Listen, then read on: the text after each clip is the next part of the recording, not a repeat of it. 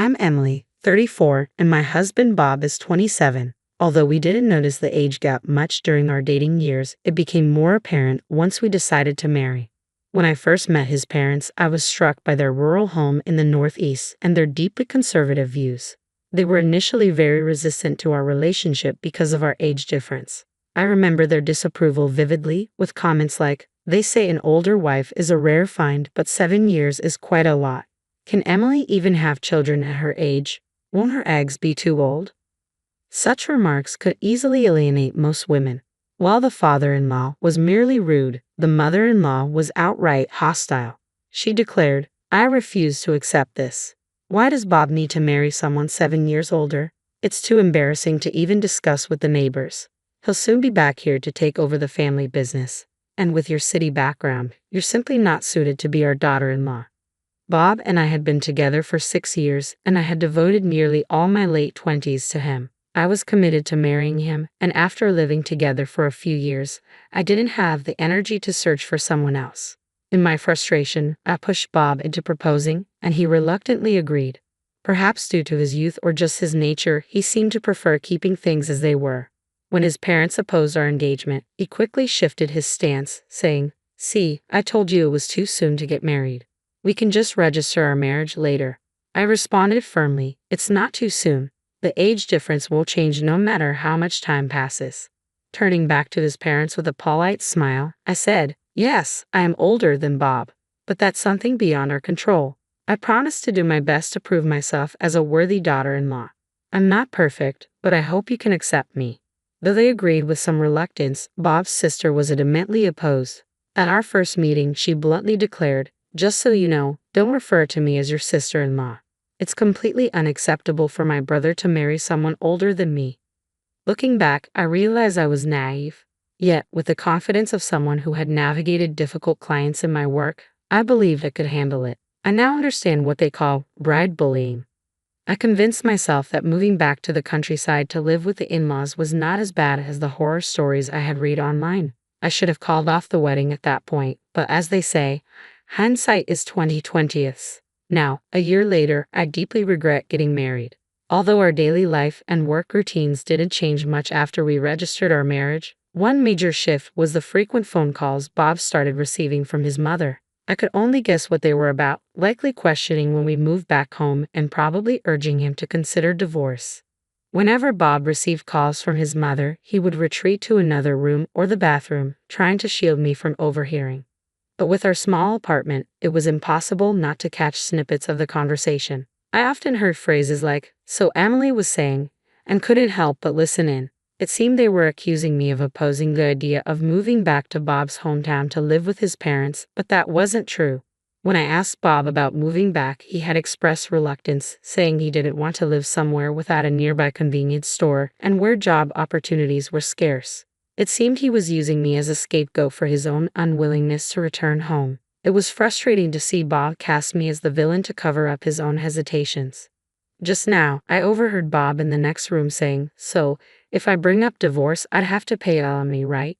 His hesitation about divorce wasn't rooted in any lingering affection for me, but rather in his aversion to paying alimony. Hearing his true feelings was disheartening. It might be time to seriously consider divorce. Although we don't have children, I began contemplating it privately without mentioning it to anyone. Shortly after, I received a call about Bob's sister's upcoming wedding, prompting us to take the express train back to his family's home for the ceremony. Despite Bob being considered the heir, our wedding had been a modest family dinner, while his sister's wedding was set to be a lavish event. I wanted to fulfill my social obligations and avoid any further fault on our part, despite the disparity. The wedding was scheduled for the middle of a 3-day weekend, so Bob and I arrived at his family's home the day before. Bob's sister's fiancé is from a neighboring city, and the wedding was set to take place at a venue there, with plans for the relatives to travel by chartered bus on the day of the event. As the family home became a hub for relatives, they began arriving in droves. The ceremony was set for just after 2:00 p.m. To avoid overcrowding the venue's dressing rooms, the venue staff, hairdressers and dressers came to the house, and even Bob's parents were getting dressed up. Our own wedding had been more of a simple family dinner, so we wore slightly nicer everyday clothes. The contrast in treatment was stark and surprising. I had changed into the dress I had splurged on for the occasion, done my makeup, and was setting my hair when my father-in-law called out, "Hey Emily, could you serve some refreshments to the relatives waiting?" With a smile, I began handing out refreshments, introducing myself with, "Nice to meet you. I'm Bob's wife. Please enjoy the refreshments," and trying to make my presence felt with the poise of a seasoned TV announcer. Despite my mother-in-law's suggestion to stay in Bob's room, I was eager to fulfill my role and make a good impression. I was determined to make a positive impression. Shortly after, the bus arrived to take us to the wedding venue. The relatives boarded with excitement, and as I prepared to join them, my mother-in-law called out, "Wait a minute, Emily. I forgot the pearl necklace. Could you go get it?" "Really, in this formal dress?" I asked. She insisted, "It's in the drawer on top of the dresser in my room. It's a keepsake from my mother. Please hurry and bring it." "Understood. I'll look for it now," I replied. I hurried to my mother-in-law's room and began searching through the cluttered dresser drawer. The necklace wasn't immediately visible, and with everyone else already on the bus, I started to feel anxious. After about 5 minutes, I found a box that looked promising. I opened it quickly and dashed to the entrance, only to see that the bus had already left. The entire family, including Bob, had departed without me. "You've got to be kidding," I exclaimed, rubbing my eyes in disbelief. The bus was nowhere in sight. I panicked, realizing I'd left my cell phone in my bag, which had already been loaded onto the bus. I knew the venue's name but didn't have the phone number. Without my phone, I couldn't reach Bob, and without my wallet, I couldn't even get a taxi. What was I going to do? For a moment, I felt a wave of despair, but then I thought, do we even need to go to the wedding? My enthusiasm for the event had completely evaporated. It wasn't just my first time meeting the relatives. Surely, my in-laws and Bob must have noticed I wasn't on the bus. Their departure without me seemed unnecessarily cruel. The idea of divorce crossed my mind, but simply ending the marriage seemed too easy. I wanted revenge. After some contemplation, I devised a plan. I stepped outside with a calm demeanor and a smile, preparing to execute my scheme. When the relatives, in-laws, and Bob returned from the wedding around 5:00 p.m., they were visibly drunk. By then, I had gathered all my belongings except for the bag that had gone with them. I found a taxi company's number in a phone book next to the in-laws' home phone and called, requesting a taxi to pick me up in 30 minutes. Everything was set. I greeted them at the bus with an innocent expression. Bob's face showed guilt when he saw me, but he didn't say a word. My in-laws ignored me, preoccupied with sending off the relatives. The relatives glanced my way but left in their cars. I wished Bob would at least offer an apology, but that's just how he was. With a forced smile, I said to Bob, "Welcome back." He looked visibly relieved and began making excuses. "I didn't realize you weren't on the bus." I felt bad, but the ceremony was starting, so I couldn't come back for you. I ignored his excuses and started searching through the luggage for my bag, silently conveying my disbelief. I turned to him and said, "Divorce? Is this some kind of joke? Because it certainly feels like one." When Bob realized what I had said, he began to panic. "Who knows? I'm surprised you think such a petty lie would work. So what if you weren't noticed? Are you saying you forgot I existed until you saw me?" While both of his parents were awful, the real disappointment was Bob. He was left speechless, unable to defend himself. Then my father-in-law, after sending off the relatives, chimed in, "Come on, it was just a little forgetfulness on both sides. Bob's talking about divorce over something like this? City brides are really spineless." It seemed he was actually in favor of the divorce. My mother-in-law, upon hearing about it, smirked and said, "I knew it. A city bride just doesn't fit in. She was never right for our family." Her hypocrisy infuriated me. If that was how they felt, they should have just invited Bob to the wedding alone. Why make me travel all this way only to leave me behind? Anyone would be outraged by such treatment, whether they're a city bride or a country bride. When I shouted, my mother-in-law shouted back, "We never intended to invite you in the first place. There wasn't even a seat prepared for you. Bob brought you along by mistake, so we left you behind." "What?"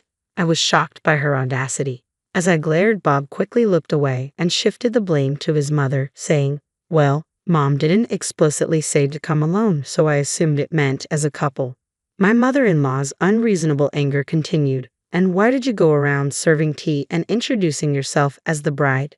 At the venue, relatives were asking why the wife didn't show up, not realizing Bob was even married. It made us look foolish. That's your own fault, and it's absurd to say I shouldn't introduce myself, I retorted. It seemed my effort to introduce myself as Bob's wife to the relatives had made an impact. So, you never intended to acknowledge me and planned to divorce me eventually. That's why you kept our wedding a secret from the relatives and made it seem like just a dinner party. Neither my father-in-law nor my mother-in-law responded, but their silence confirmed my suspicions. It was clear to me that severing ties with this family was the right decision. Fine, I'll grant your wish and divorce you. I'm better off without a hostile family and an unreliable husband. I boarded the taxi that had just arrived and took the last train back to my apartment. Unable to sleep that night, I impulsively searched for lawyers online and began packing my belongings. I kept myself busy until dawn. When I finally woke up late the next day, I found several missed calls from Bob and my in-laws. It seemed my revenge had made its mark. After being left behind, I came up with a plan for revenge, but I wanted to keep it within the bounds of safety and legality. I didn't want to just divorce and suffer in silence without making a statement. I recalled how concerned my mother-in-law was about the neighbors' opinions. There was a surplus of refreshments and snacks she had bought for the relatives, so I decided to use them. I bagged up the leftover treats and set out around the neighborhood, greeting everyone with a smile. "Hello, I'm Bob's wife," I announced, and proceeded to share everything about how I had been treated and left behind on the wedding day. That evening, my mother-in-law and I had a loud argument outside. Naturally, the entire neighborhood heard, a perfect form of revenge for a family so worried about their public image. Afterward, Bob and I divorced without any major complications. The stories I shared were framed as casual conversations, so I wasn't sued for defamation. With the help of a lawyer, I was able to claim compensation for the abandonment and secure a satisfactory settlement. As for my sister-in-law, her marriage quickly unraveled. She had concealed her difficult personality to get married, but people rarely change. Her true nature emerged, and the marriage soared rapidly. Within 6 months, she had divorced and moved back to her parents' home. By then, the incident of my abandonment had become a notorious rumor. Eventually, the in-laws gained a reputation as a vile family that mistreated their daughter-in-law, leading to a much more subdued existence. Bob's prospects of finding a new bride in his hometown seemed bleak. I learned all this from a neighbor I had befriended and exchanged phone numbers with. It felt like perfect justice. For me, the divorce felt like a new beginning. I regretted not recognizing the true nature of Bob and his family sooner, but now I had a clear perspective. Perhaps I should have withdrawn immediately when faced with their initial opposition, but I was young and naive. I don't want to disregard the happy moments we shared, so I see the past year as a valuable lesson for my future. I'm relieved to have resolved the situation and moved on. Call an ambulance. Hurry up. My husband, who always irritated me, collapsed on the floor, sweating heavily. The paramedics arrived quickly, checked his condition, and put him on a stretcher. Then they turned to me and asked, "Are you his wife? Can you come with us to the hospital?" My husband, lying on the stretcher, looked at me with pleading eyes. I looked back at him and said firmly, "No, I will not." "What?" he said, sounding confused. "This man is a stranger to me, so I am not coming." "What?" he repeated. "Please take care of the rest," I told the paramedics. "Wait, Julie, wait," he called out. I pulled out something I had been carrying in my pocket for days. When he saw it, his face turned even paler. "How dare you treat me like a slave all these years? This is my revenge. I will never forgive you." "My name is Julie. I'm a 37-year-old housewife living in a rented apartment with my husband, Scott. I met Scott through a colleague at work when I was still employed full-time. My colleague had many friends and often invited me to parties. I'm more of an introvert and prefer watching movies or cooking alone. I wasn't comfortable with large group activities, so I kept saying no. One time, a colleague invited me to a barbecue with his friends. At first, I refused as usual, but my colleague insisted, and I ended up going. On the day of the barbecue, there were so many people there. One of them was Scott, who later became my husband. I was having a drink a little away from the group when my colleague brought Scott over to me. My colleague said he thought we should meet because we had similar interests. I was surprised, but Scott started talking to me. He was nicely tanned and clearly liked the outdoors. When I talked to him, I found him to be friendly and funny. I thought Scott and I, who both preferred being alone and indoors, wouldn't get along. But as we talked, we found out we had common interests, just like my colleague had said. We hit it off right away. We exchanged contact information and made plans to meet up on our next day off.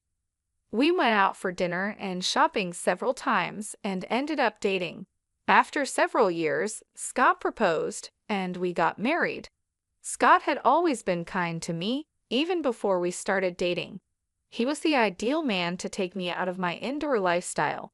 That didn't change after we got married, but over the past few years, he started to say and do things that made me uncomfortable. I quit my job and became a housewife because Scott wanted me to.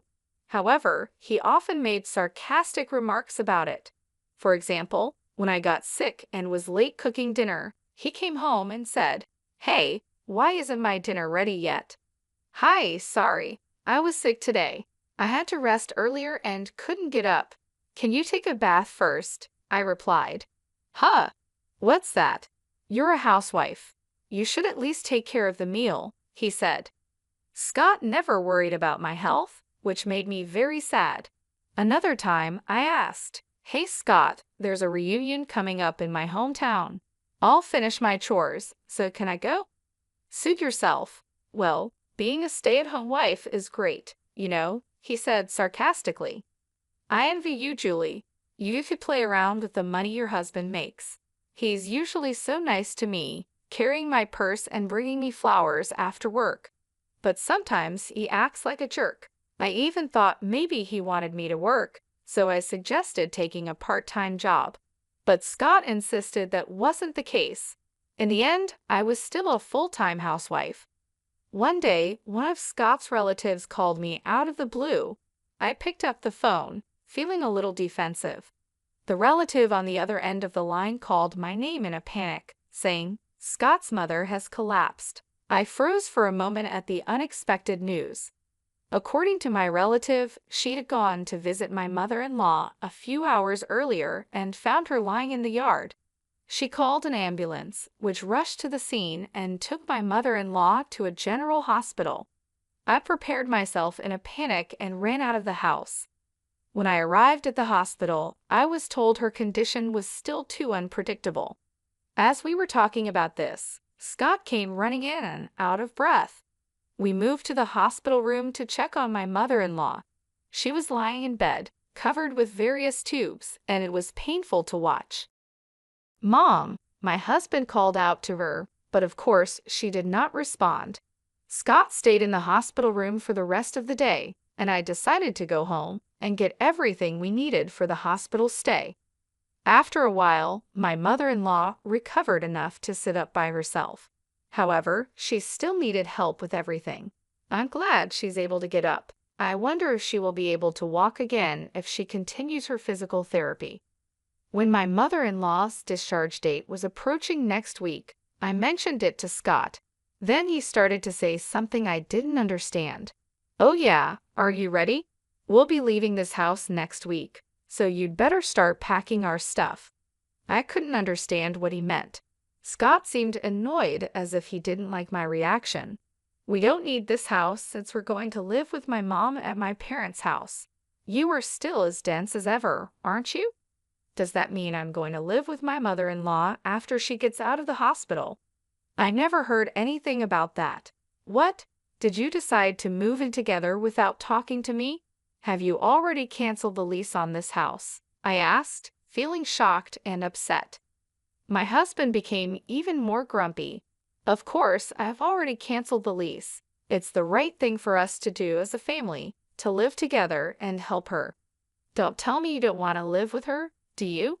I'm the one who makes our living, so I won't accept any complaints," he said, then stomped back to his room. I couldn't believe Scott would take such a hardline approach. I can't believe he's canceling the lease on this apartment. I had no choice but to move out. I knew he was worried about his mother, but this was too much. I sighed deeply. A few days passed, and suddenly I was living with my mother-in-law. I had never been a caregiver before, so everything was new to me. I had to spend most of my day feeding, bathing, and helping my mother-in-law with the bathroom. My mother-in-law didn't want me to take care of her, and she hardly communicated with me. When I tried to talk to her, she would hide in bed, saying she was in pain. When my mother-in-law was healthy, we didn't have a bad relationship. In fact, we sometimes exchanged delicious-looking snacks we found at the department store.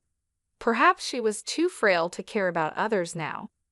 On the other hand, my husband Scott, who had forced us to move in together, rarely came home. After work, he would go out for drinks and come home in the morning. Even when he had days off, he would find some reason to go out. When he was home, all he did was play video games in his room.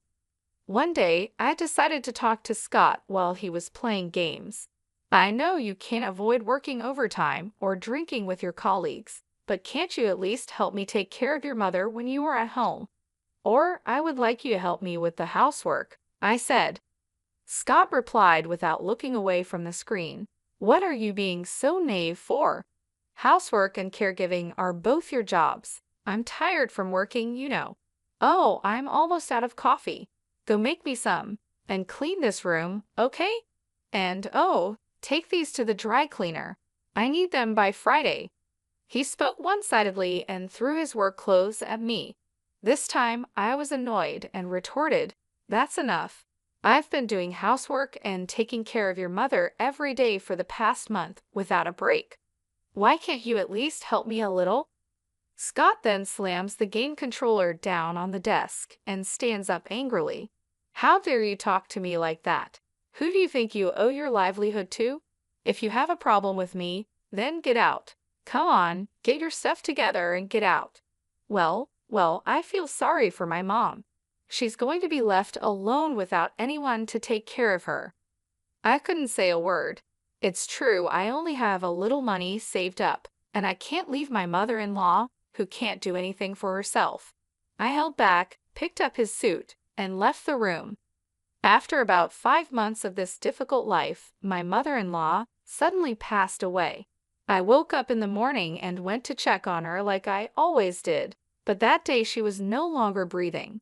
I called an ambulance and took her to the hospital, but it was too late. Scott was in tears, but I couldn't cry. I felt cold when I saw Scott crying. I thought to myself, you didn't do anything to help her. When I realized that I didn't have to take care of her anymore, I felt a sense of relief. I felt guilty for feeling that way. Time passed quickly. After the funeral, I suddenly realized that 3 weeks had passed since my mother-in-law was gone. It was time to organize her belongings. After my husband left for work, I started cleaning my mother-in-law's room. I put her favorite clothes and accessories into cardboard boxes one after another. There weren't many, so the work was over soon. Next, I opened the cabinet by my mother-in-law's bedside. There was almost nothing in it, but there was a big can on the bottom shelf. I thought I had seen it somewhere before. It was a can of assorted sweets I had given her when she was still in good health. I wondered why it was there. I opened the lid of the can and found a letter inside. When I picked up the envelope, I saw it was addressed to me. It read, "Dear Julie." I quickly opened it and looked inside. In trembling letters, there was a message for me. "Julie, I am sorry for making you take care of me. I was ashamed of myself for forcing you to work for me every day. I was also ashamed of my son Scott. I know how badly he treated you. Julie, you should leave him and live your life the way you want." My mother-in-law knew everything. She knew her son was selfish and that I was suffering because of it. At the end of the letter, she wrote, "I am glad I was able to spend the last days of my life with you, Julie. Thank you." At that moment, I cried for the first time since my mother-in-law passed away. It felt like everything I had been holding back was flowing out of me. I cried and cried until my tears ran dry. Then I made up my mind. I would divorce my husband. 12 days had passed since I found the letter from my mother-in-law. My husband was still treating me like a slave. "Julie, I'm missing one of my socks." "Where is it?" Oh, and take my car to the car wash today. You've got nothing to do, right? He was going out with his colleagues for golf. I guess he completely forgot, but today was our wedding anniversary. Well, I didn't care about it anymore. What are you going to do while I'm golfing? You can't just sit around, you know. You have to prepare dinner, clean my room, and clean the bathroom. You have a lot to do. His arrogance left me speechless. Hey, you hear me? Bring me my sock and a jacket. Hurry up, or I'll be late. At that moment, Scott fell to the floor, clutching his stomach. He was in pain and sweating. He told me to call an ambulance, his words coming out with difficulty. I froze, feeling sad about the situation. Scott yelled at me, "Hurry up, you're really useless. Can't even call an ambulance." Hearing these words, I became strangely calm. Then I called 922, and within minutes, an ambulance arrived with paramedics. The paramedics quickly checked Scott's condition and placed him on a stretcher. They turned to me and said, "You are his wife, aren't you? Would you come with us to the hospital?" Scott looked at me with pleading eyes as he was placed on the stretcher. I looked him right in the eye and said, "No, I will not." I said it firmly, without hesitation. "What?" Scott's voice came out as if he had lost his mind. "This man is a stranger to me, so I am not coming. Please take care of the rest," I said firmly. Then I confronted Scott with something I had been carrying in my pocket for the past few days. It was the divorce papers that I had been forced to sign during a fight a while ago. My husband had always told me that if I disobeyed him, he would serve me with the divorce papers. Scott tried to snatch the divorce papers from me, but he couldn't move due to the pain. He had to lean back on the stretcher without any effort. "Excuse me, but please leave now," I told the paramedics, who finally took my husband away. In the ambulance, he must have looked like a poor husband whose wife had given him a divorce. He should be embarrassed. I watched the ambulance leave and then went back to the house. It took a long time, but the divorce papers were accepted, and the divorce was officially finalized. While Scott was in the hospital for a week, I was busy packing my belongings and sending them to my parents' house. One day, I ran into Scott at the grocery store. He looked desperate. "Julie, please don't do this to me. You love me, don't you? Please don't leave me. I admit I've made some mistakes. You listened to me no matter what I said, so I just got carried away," he said, looking completely pathetic. "The divorce is already finalized. It's too late for you to act so fragile. Go ahead and live your life as you please," I replied. He looked shocked, his hands shaking and his face turning pale. "Well, that's that then. Bye," I said, turning away. It had been 5 months since Scott and I had divorced. One day, Scott showed up at my parents' house. He was ringing the intercom and calling out my name so loudly that I had no choice but to see him. Sure enough, he wanted me to get back together with him. "Julie, please, I can't live without you," he pleaded. I looked at him and shook my head. "Scott, we're done. It's over. You need to move on," I said, trying to stay calm. He looked like he was about to cry, but I had no sympathy left for him. He had made my life miserable for so long, and I was finally free. Scott didn't give up easily. He kept coming back, trying to talk to me, trying to convince me to give him another chance. Each time, I stood my ground. "No, Scott, we're not getting back together. You need to accept that," I repeated over and over. It wasn't easy. There were moments when I felt a pang of guilt, moments when I wondered if I was being too harsh. But then I remembered all the times he had belittled me, all the times he had made me feel worthless. I remembered the letter from my mother-in-law, and I knew I was doing the right thing. One day, I found a new place to live. It wasn't much, just a small apartment, but it was mine. I moved in, set up my things, and started a new chapter in my life. It felt good to be in control, to make my own decisions without anyone telling me what to do. I found a part-time job at a local bookstore. It didn't pay much, but it was enough to get by. More importantly, it gave me a sense of purpose, a reason to get up in the morning.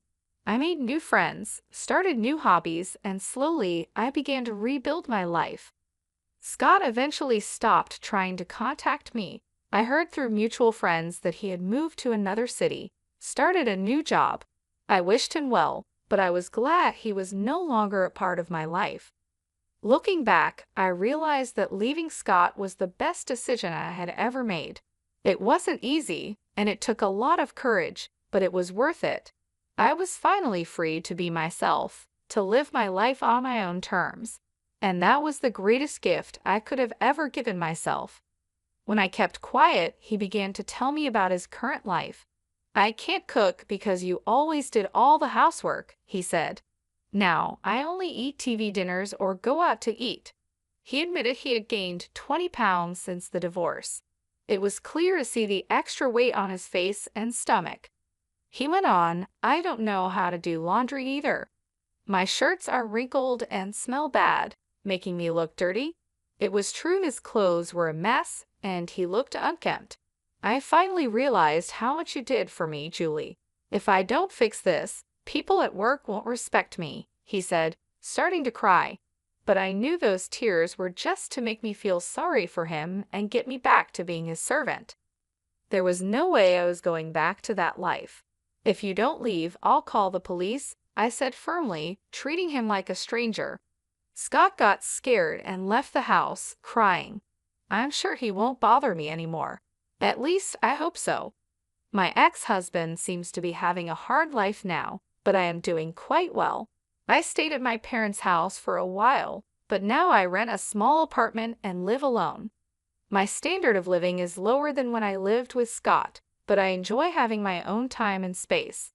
I thought it would be hard to find a job at my age, but a friend of mine knew someone who was retiring, and I got a job to take her place. I feel so happy to spend time and money only on myself without anyone telling me what to do. From now on, I want to take care of myself at my own pace. It's the beginning of a new chapter in my life. I have learned to enjoy the little things, reading a book in peace, cooking my favorite meals, and decorating my apartment just the way I like it." Scott tried to contact me a few more times, but I ignored him. Once, he showed up at my parents' house, ringing the intercom and calling my name loudly.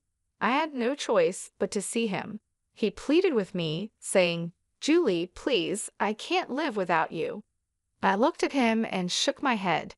"Scott, we are done. It's over. You need to move on," I said calmly. He looked like he was about to cry again, but I had no sympathy left for him. He had made my life miserable for so long, and I was finally free. I started making new friends and picking up new hobbies. I joined a book club and started taking yoga classes. I even took a cooking class and learned how to make new dishes. My life was finally my own, and I loved every moment of it. One day, while walking in the park, I ran into an old friend from school. We talked for hours, catching up on lost time. It felt good to reconnect with people who knew me before I was married. It reminded me of who I was and who I wanted to be. Looking back, I realized that leaving Scott was the best decision I had ever made. It wasn't easy, and it took a lot of courage, but it was worth it. I was finally free to be myself, to live my life on my own terms. And that was the greatest gift I could have ever given myself. Every day, I wake up with a sense of peace and happiness. I am no longer bound by someone else's expectations. I am living for myself, and it feels wonderful. I am excited about the future and all the possibilities it holds. From now on, I will take care of myself, follow my dreams, and live my life to the fullest. This is just the beginning of a new and exciting chapter in my life. I am ready to embrace it with open arms. My name is Lily, and I work as an editor at a big publishing company in the city. I'm just an ordinary girl who likes to keep things simple. Life has always been busy for me, trying to meet deadlines while also finding some time for myself. Maybe that's why I never really got into dating. I usually enjoyed spending time alone, whether it was with a good book or taking a quiet walk in the park near my apartment. But everything changed on one sunny Sunday that seemed like any other. I was deep into a podcast, walking along without a care in the world. The park was full of people, kids running around, and pets playing. I must have lost track of where I was walking because the next thing I knew, a guy on a bicycle almost ran into me. "Watch out," he shouted, swerving at the last second.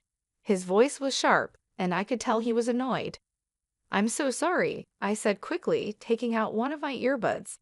I hadn't realized I had wandered onto the bike path. He stopped his bike and turned around, now looking more amused than angry. "You've got to watch where you're going. This path can be a jungle sometimes." "Yeah, my bad. Totally my fault," I admitted, feeling a bit embarrassed. I brushed a stray strand of hair from my face and gave him a shy smile. He laughed, and just like that, the tension was gone. "I'm Jerry," he said, extending his hand. "Lily," I replied, shaking his hand. His handshake was firm and confident. "So, Lily, are you always this distracted, or is it just my charming presence?" he said with a playful grin that made me laugh. "Just a long week at work. My brain is already on weekend mode," I said. "Fair enough. I was just about to grab a coffee at that cafe over there." He pointed to a small place at the edge of the park. "Care to join me? You know, as a peace offering for almost running me over."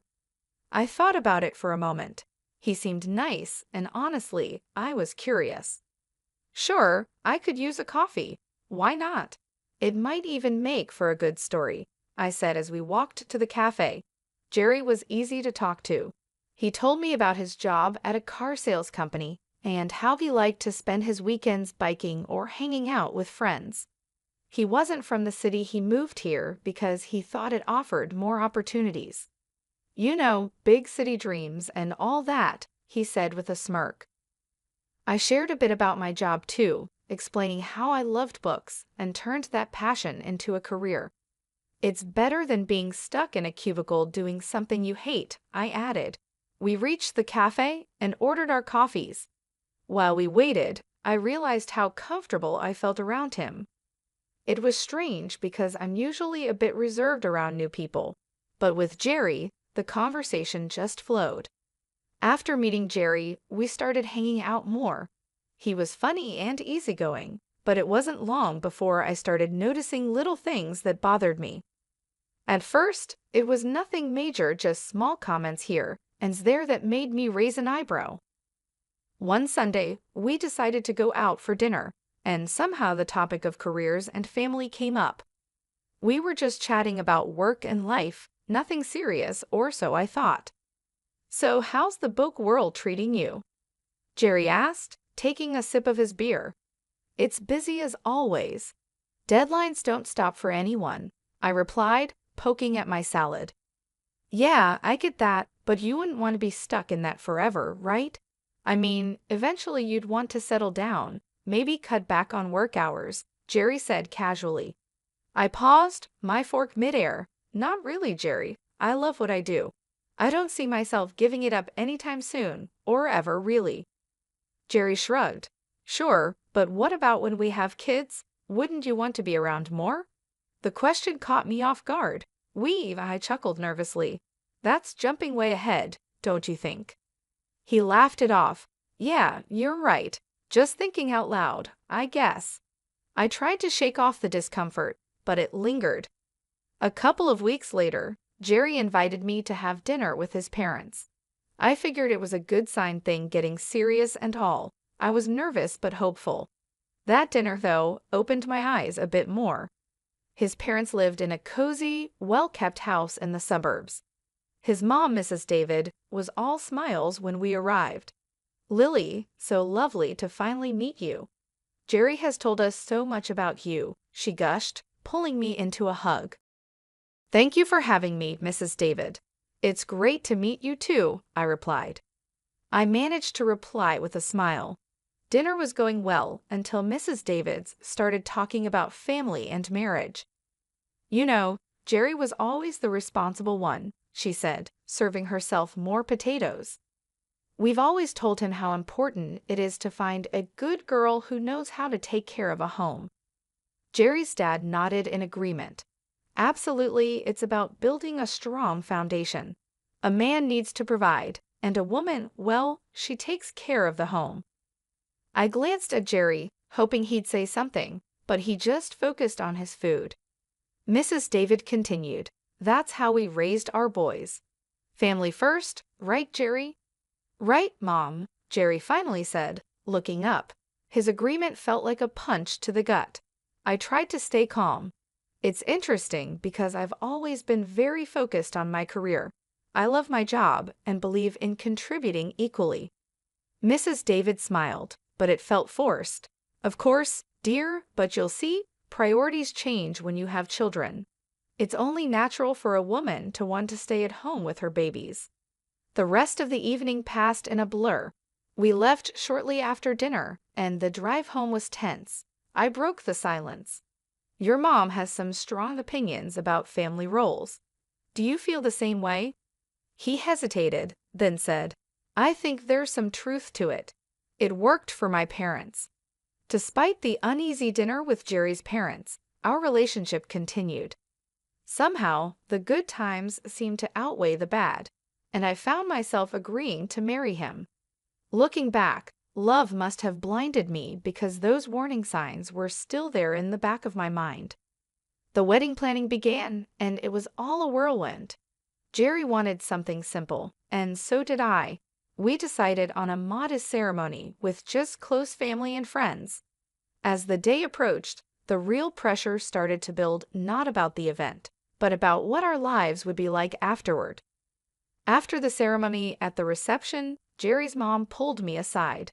Her smile was wide, but her eyes were serious. "Lily, dear, I'm so happy for you both. Remember, a good wife supports her husband no matter what." "Thank you, Mrs. David. I intend to be a supportive partner," I replied, trying to keep my voice steady. "And remember, dear, when the babies start coming, it's best if you're at home. You can't trust strangers to raise your children," she added. Her words felt like a warning, and the finality in her tone made my stomach churn. I just nodded, not trusting myself to speak. Later, when Jerry and I were alone, I said, "Your mom talked to me about kids and me not working." I started watching his reaction closely. "Yeah, she's just looking out for the future. She means well, Lily, you know how moms are." Jerry brushed it off, taking a sip of his champagne. "But you know I'm not planning to quit my job, right? Even when we have kids," I said, needing him to understand. Jerry paused, his face serious.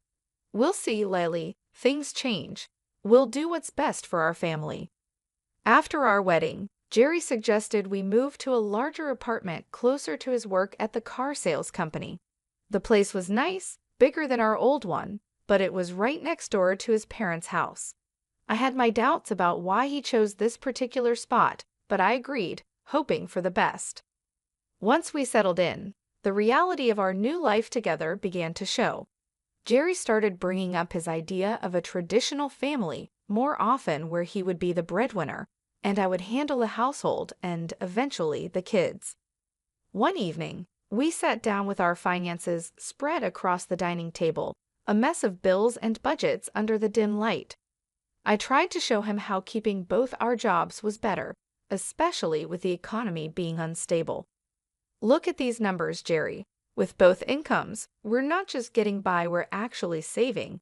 It doesn't make sense for me to quit my job," I said, pointing at the spreadsheet. Jerry shook his head, pushing the papers away slightly. "It's not just about the money, Lily. It's about having a real family life, you know, like my parents had." I sighed, feeling frustrated. "But it's not the past, Jerry. Things are different now. We both need to contribute." He didn't seem convinced, and the discussion ended with a heavy silence. The situation got more complicated with his mother, Mrs. David, living so close. She dropped by often, unannounced, each visit with a new critique about how I was managing our home. One afternoon, I was sorting through some work emails when she came in without a greeting. She started inspecting the house, wiping her finger along the bookshelf, looking for dust. "Lily, you really should focus more on keeping a cleaner house. A dusty home is not a healthy home, she said, her tone sharp. I clenched my teeth, trying to stay calm. I cleaned yesterday, Mrs. David, and I work full-time. It's just a little dust. That's just it, you work too much. If you were home more, maybe things wouldn't slip through, she countered, walking over to the linen closet. She pulled out a sheet, checking for any signs of improper laundering. I followed her, my hands clenched into fists at my sides, trying to keep my cool. I manage my time just fine, Mrs. David. Jerry and I are both happy with how things are, I said. She shook her head and moved to the kitchen to check the contents of our fridge. A woman's place is taking care of her home and husband. All these modern ideas about women needing careers are nonsense. Every comment stung, and I felt my defenses rising. Maybe that worked for you, but I'm not you. I'm not going to quit my job and become someone I'm not. When Jerry came home that evening, I tried to explain how suffocating his mother's visits were becoming. He listened, but his response chilled me. Mom's just trying to help Lily. She has a lot of experience running a home. But it's our home, not hers. I need you to stand up for me, for us, I pleaded. Jerry looked torn but finally said, "She's my mom, Lily. She means well. We should at least consider her advice." The argument that night was long and painful. We went to bed angry, the first of many silent nights. As the days turned into weeks, I felt more like an outsider in my own home, constantly judged and found wanting. The pressure to conform to an outdated idea of a wife was relentless, and my resolve to maintain my independence was tested every day. As the months passed, Jerry's complaints about me not doing enough at home started to increase. He would come home from work, look around with a scowl, and comment on the dusty shelves or the dinner that was either too bland or overcooked because I had rushed it after a long day at the publishing house. His favorite phrase became, "If you can't manage both, maybe you shouldn't be working." One evening, after a particularly harsh critique of some slightly undercooked pasta, Jerry let it drop. "Lily, I'm serious. If you can't meet me halfway and take care of the house properly, maybe we should rethink this whole arrangement," he said, implying that a divorce was on the table. I loved Jerry despite everything, and I didn't want our marriage to fail over this, so I made a decision that pained me deeply. The next day, I talked to my boss, Olivia, about quitting my job to become a full-time housewife. Olivia was shocked and tried to persuade me otherwise. "Lily, you're one of our best. Are you sure about this?" she asked, concern clear on her face. "I don't see any other way, Olivia. I have to try to make things work at home," I replied. I admitted feeling defeated. Olivia, always trying to find a solution, suggested a compromise. "What if you could work from home and manage your projects remotely? It's becoming more common now, and you wouldn't have to quit." The idea felt like a lifeline. I agreed to the arrangement but decided not to tell Jerry. Instead, I told him I had resigned. He was overjoyed, thinking I had chosen our home life over my career. So I started my new life as a housewife, seeing Jerry off to work each morning and greeting him when he came home. But as soon as he left, I would power up my laptop and dive into my editing work. It was a strange double life, but it worked. The money I earned from my remote job, I secretly saved in a separate bank account, just in case. However, living on just Jerry's salary was tougher than we thought. Despite my best efforts to save money, 5 months later, we were struggling financially. I tried to bring up the topic gently. "Jerry, I think it might be necessary for me to go back to work. We're running through our savings too fast." Jerry's reaction was swift and angry. "That's because you're spending too much. You need to learn how to save properly," he snapped. I was stunned. I hadn't bought anything for myself in months, and always looked for the cheapest deals at the supermarket. His words hurt deeply, and I felt a mix of anger and humiliation. The next day, his mother came over with the intention of teaching me how to budget. She dragged me to the store and pointed out the cheapest, often lowest quality products. "Buy these, Lily. Stop wasting money on expensive stuff," she lectured as we walked down the aisles. Back home, she showed me how to dilute dish soap to make it last longer. "You use too much. You need to make do with less," she instructed in a patronizing tone. She even started checking my receipts, scolding me for any purchase she deemed unnecessary. "Why are you buying this? Just stick to basics," she would say, shaking her head in disapproval. Living like this was unbearable. Every day felt more suffocating than the last.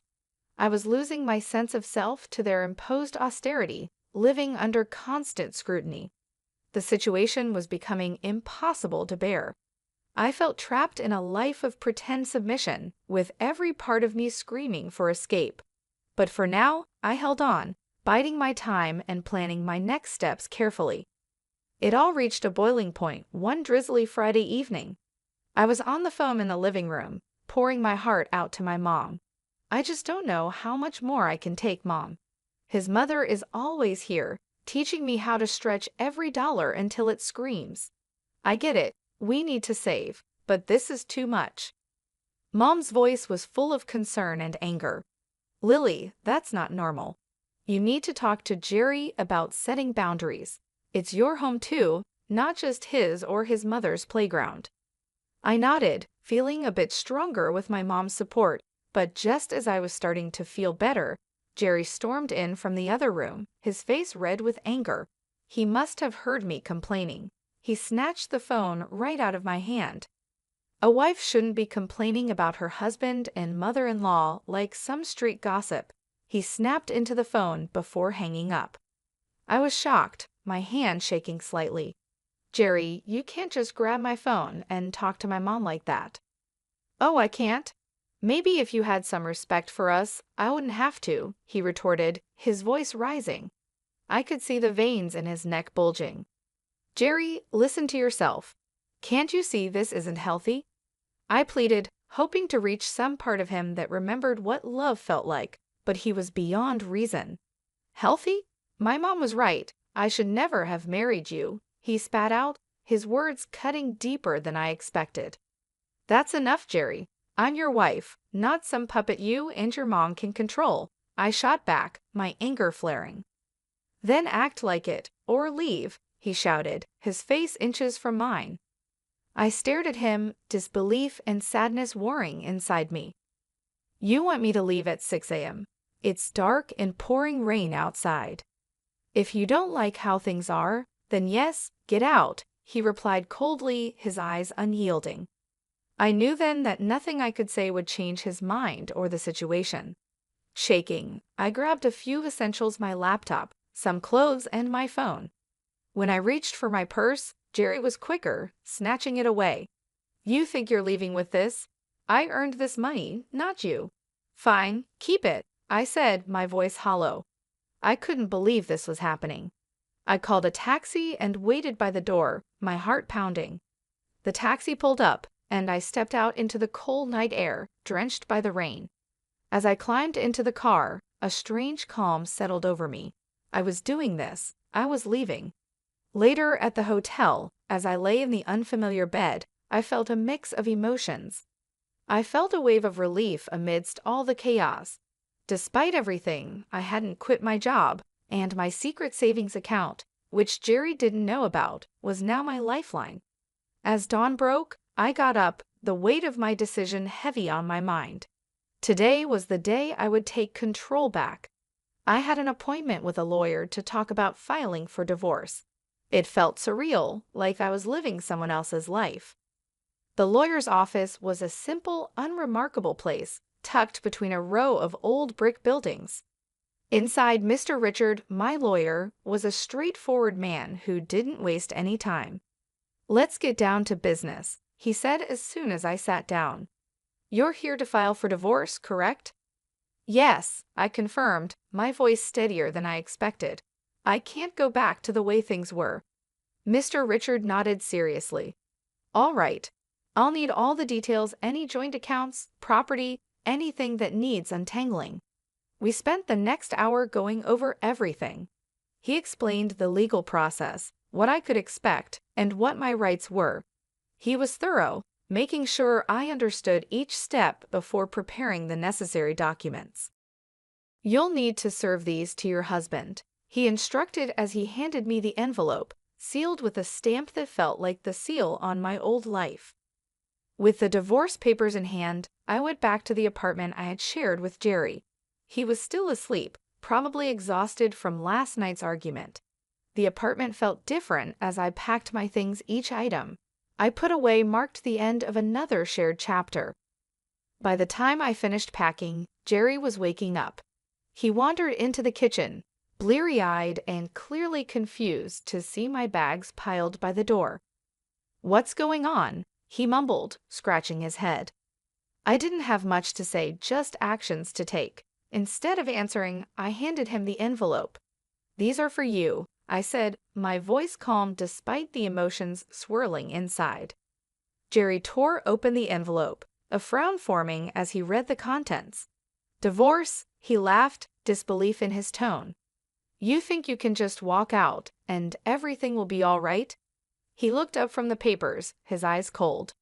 "Come back when you're ready to apologize, and maybe I'll consider taking you back. But remember, you'll have to listen to my mother from now on."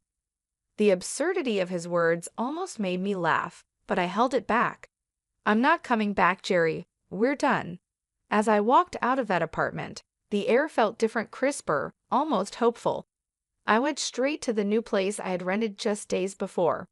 It was small, but it was mine, a space where I could start fresh. Every step I took felt heavy, but it also felt right. A few weeks after moving in, I was back at the office, fully diving into the whirlwind of publishing deadlines and meetings with authors. Being around my colleagues again and feeling the familiar rush of an approaching deadline reignited a spark in me that I thought I had lost. Days at the office blended into weeks, and before I knew it, I was back in my groove, managing manuscripts and deadlines with a new sense of purpose. The challenges I had faced in my personal life had given me a fresh perspective, and it felt really good to be back. The familiar world of texts and typos was more comforting than I had imagined. During this time, I reconnected with old friends, people who knew me long before Jerry. We met for drinks after work and shared meals on weekends. Slowly, I started to feel more like myself than I had in years. The laughter and light-hearted teasing grounded me, and in their company, I rediscovered parts of myself I had forgotten. A few months into this new phase, I received an unexpected call from Jerry. His voice was awkward and tinged with desperation. "Hey, I got laid off. Things are pretty rough," he started, stumbling over his words. "I was thinking maybe you could help me out financially. And, maybe we could start over, rebuild. I mean, if you apologize to me and my mom and show some commitment." His request hung in the air, audacious and somewhat insulting given our history. "Jerry, you really think I'd come back to support you and your parents after you kicked me out? You're out of a job now, and suddenly all your high and mighty principles are gone." There was a pause. "So that's a no?" he asked, sounding smaller and deflated. "Jerry, I'm doing really well, and honestly, I'm enjoying my freedom too much to give it up again. I hope you find your way, but it won't be with me." My words were firm, sealing the end of our relationship. After hanging up, I felt a surge of empowerment. Jerry's call, though ridiculous, had reaffirmed something important for me. I was truly free now, and no offer or plea was going to change that. My husband and I were in Canary Islands on a trip that our daughter gifted us.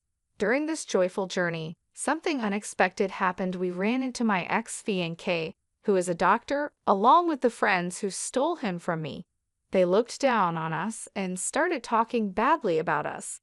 But when my husband asked, "Do you know who I am?"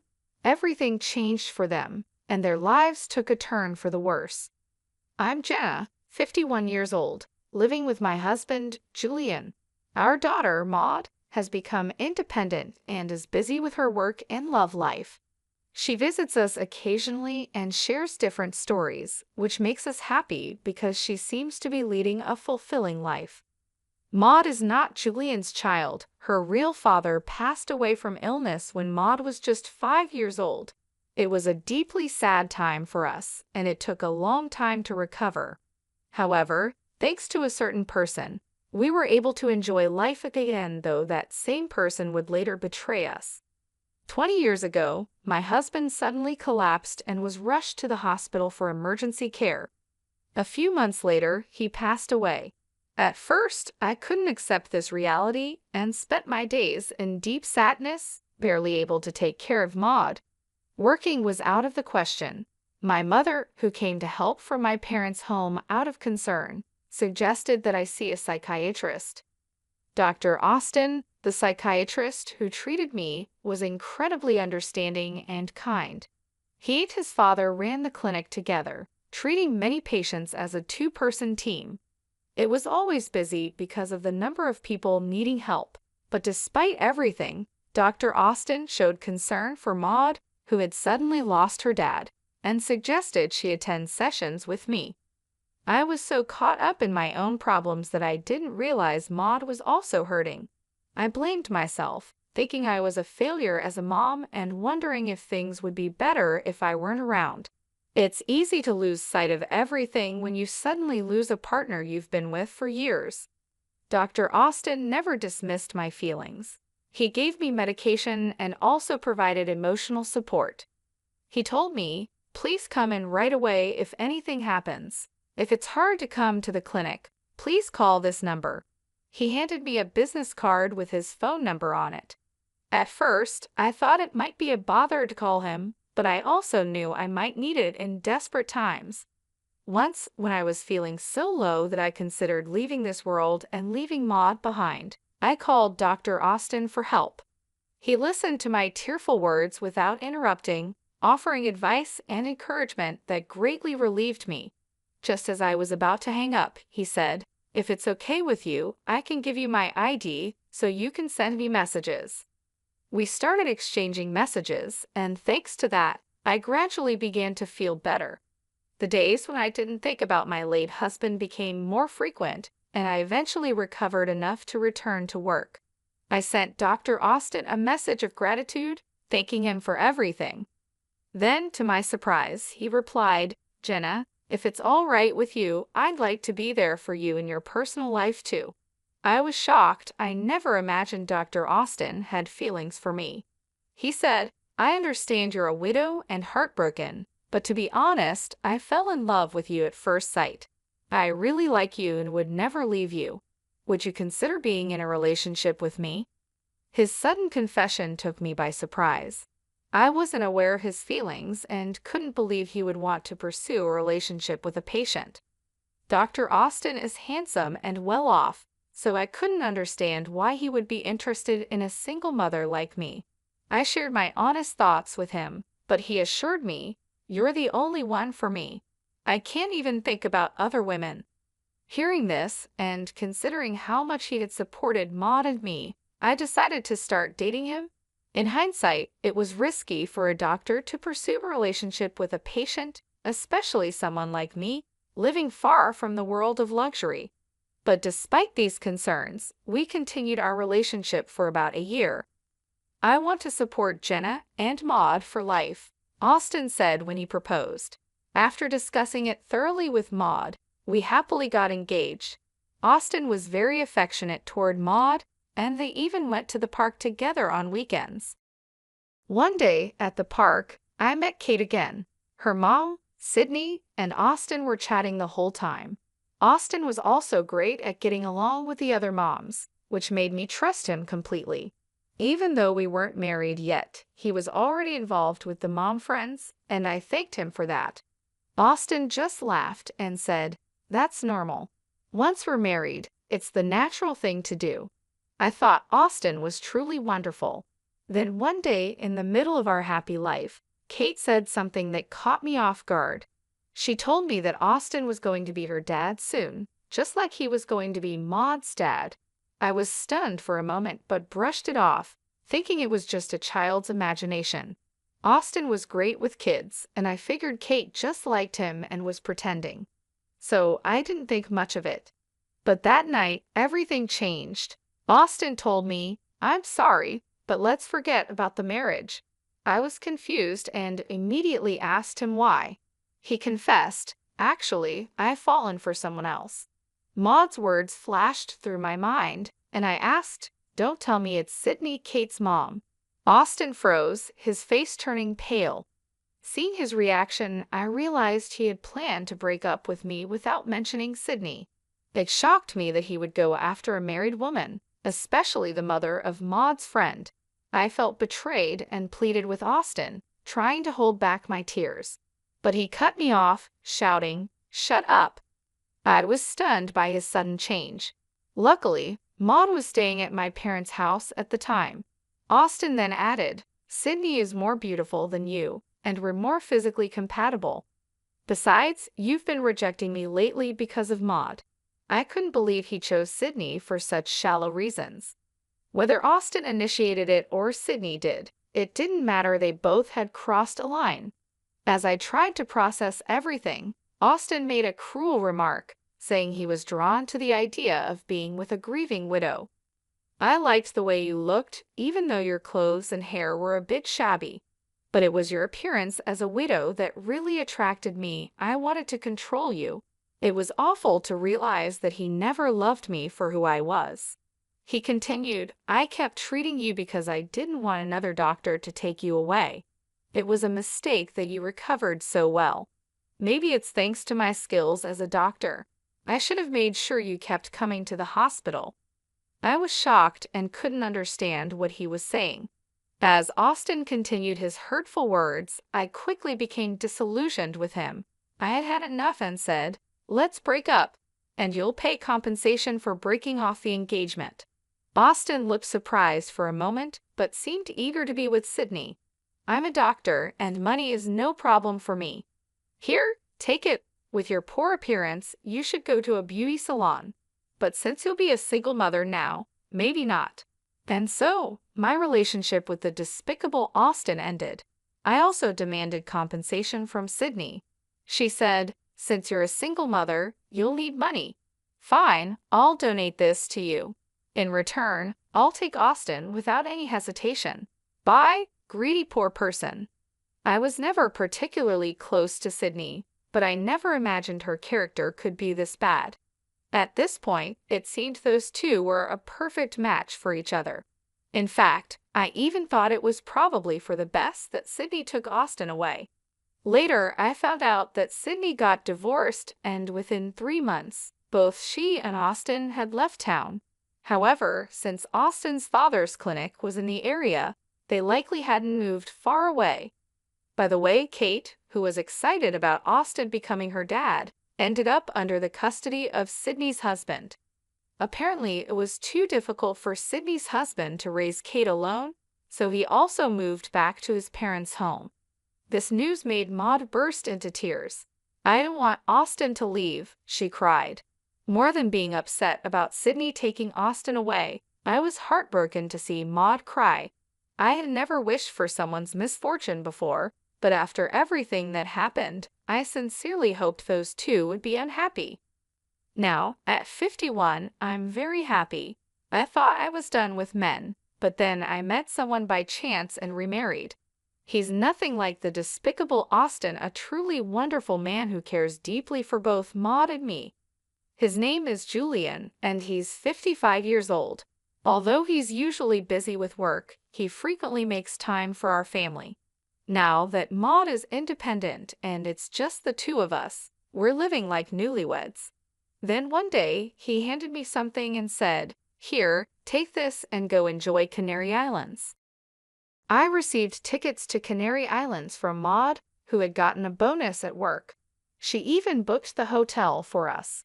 "Oh no, that's too much," I said, feeling overwhelmed. It was our first overseas trip. "Aren't you coming with us, Maud?" I asked. "It's a token of my appreciation for all you've done, so go enjoy it together," she replied. We accepted Maud's kind offer and decided to go on the trip to Canary Islands. It was our first overseas trip as a couple, and it was incredibly fun. After a long day of sightseeing, we headed back to our hotel. Suddenly, I heard a voice. Huh, is that Jenna? I turned towards the voice and, to my surprise, saw Austin and Sydney, the ones who had betrayed me at the same hotel we were staying in. Who's that? Austin asked, pointing at Julian. He's my husband, I replied. Both of them started laughing. You remarried, but your new man looks, I don't know, kind of poor, they said, suddenly insulting Julian. It's true that Julian isn't fussy about his appearance and rarely wears brand-name clothes. Excuse me, but what brand is that outfit? Austin asked in a clearly condescending tone. When Julian mentioned the name of a clothing chain store, the two of them burst into laughter. What? You shop there? You're poorer than I thought. Unbelievable. Isn't that the store where only really broke people shop? They mocked a person they had just met, and I was so shocked that I couldn't speak. You seem to be struggling with money, yet you're on a trip to Canary Islands. Are you sure it's okay? Austin questioned. Julian responded calmly. Actually, it's a gift from our daughter, which we're very grateful for. Julian's smile and composure showed a mature response. Daughter? You mean Maud? She's already an adult, but it's pathetic to beg your own child for a trip to Canary Islands. If you're going to beg, ask for clothes, not a trip, they continued mocking. Exactly, Jenna, still living a poor life even after getting married. Isn't that crazy? Their rudeness was too much, and I was furious, ready to respond. But before I could say anything, Julian spoke up. Excuse me, but Jenna is not poor. While it's questionable to berate a stranger, I cannot tolerate insults toward Jenna. Julian stood up for me. Huh? What are you trying to prove, poor man? Do you even know who I am? I'm a doctor, Austin boasted while laughing. Really? You're a doctor? Julian calmly asked. Yes, I am the only son of a clinic owner, and I'll be taking over as the head doctor soon. Impressive, right? Austin continued arrogantly. Doctors are rich and can choose any woman they want. You poor people are in a different league, you just look poor. I couldn't bear to listen to Austin's words anymore, and meanwhile, Sydney stood there with a nasty smirk on her face. You keep calling me poor, but do you even know who I am? Julian asked, clearly frustrated. Austin, thinking he had the upper hand, dismissed him as just some poor guy. In the short time we had been talking, Austin had used the word poor so much that it seemed like his favorite insult. It was obvious that he looked down on others. But then Julian said something that completely changed the smug attitudes of both Austin and Sydney. Actually, I think I'm quite well off, Julian began. I run a pharmaceutical company. What? Austin exclaimed, clearly shocked. Yes, Julian had inherited a major pharmaceutical company from his father. In fact, he even supplied the hospital where Austin worked. The realization hit Austin hard. He finally understood who Julian was. No way, you're the president of the company we rely on. Seeing Austin's shocked expression, Sydney started to panic. Julian remained calm and polite, saying, "Thank you for using our services," with such elegance that I found myself falling for him all over again. Sydney, desperate to regain control, snapped, "So what if you're a pharmaceutical company president? If the doctors decide not to use your drugs, it's over, right? Austin, stop dealing with this guy's company." But Julian wasn't fazed. "That's not possible," he replied. "The decision is made by the head doctor and the pharmacists. It's not something I can interfere with." Austin's face turned pale as he realized the gravity of the situation. Sydney, too, went pale as the reality of what they had done sank in. "Did we just make a huge mistake?" she asked, and Austin could only nod in response. Julian continued, "I've had a long relationship with your father. We've played golf together and shared meals. Our relationship has grown from just a business one to a friendship." Hearing this, Austin deeply bowed and apologized. "I'm so sorry. I'll speak to my father, the head doctor, about this." Meanwhile, Sydney stood there in a daze, and Austin looked utterly defeated. "That's not going to work," Julian said calmly. "The moment you insulted Jenna, I started recording everything. He had sensed the hostility in the air and had begun recording the conversation on his phone right away. "I really am sorry," Austin stammered. "I shouldn't have called you poor." He was apologizing profusely now. Julian approached him, his voice firm. "Jenna has told me before that her ex-fiancé was a jerk, the worst kind. And now, here you are, with Maud's friend's mom, still insulting Jenna. There's a limit to how much you can disrespect someone." Julian's words hit Austin hard, leaving him speechless. Both Austin and Sydney fell completely silent, realizing the full extent of their mistake.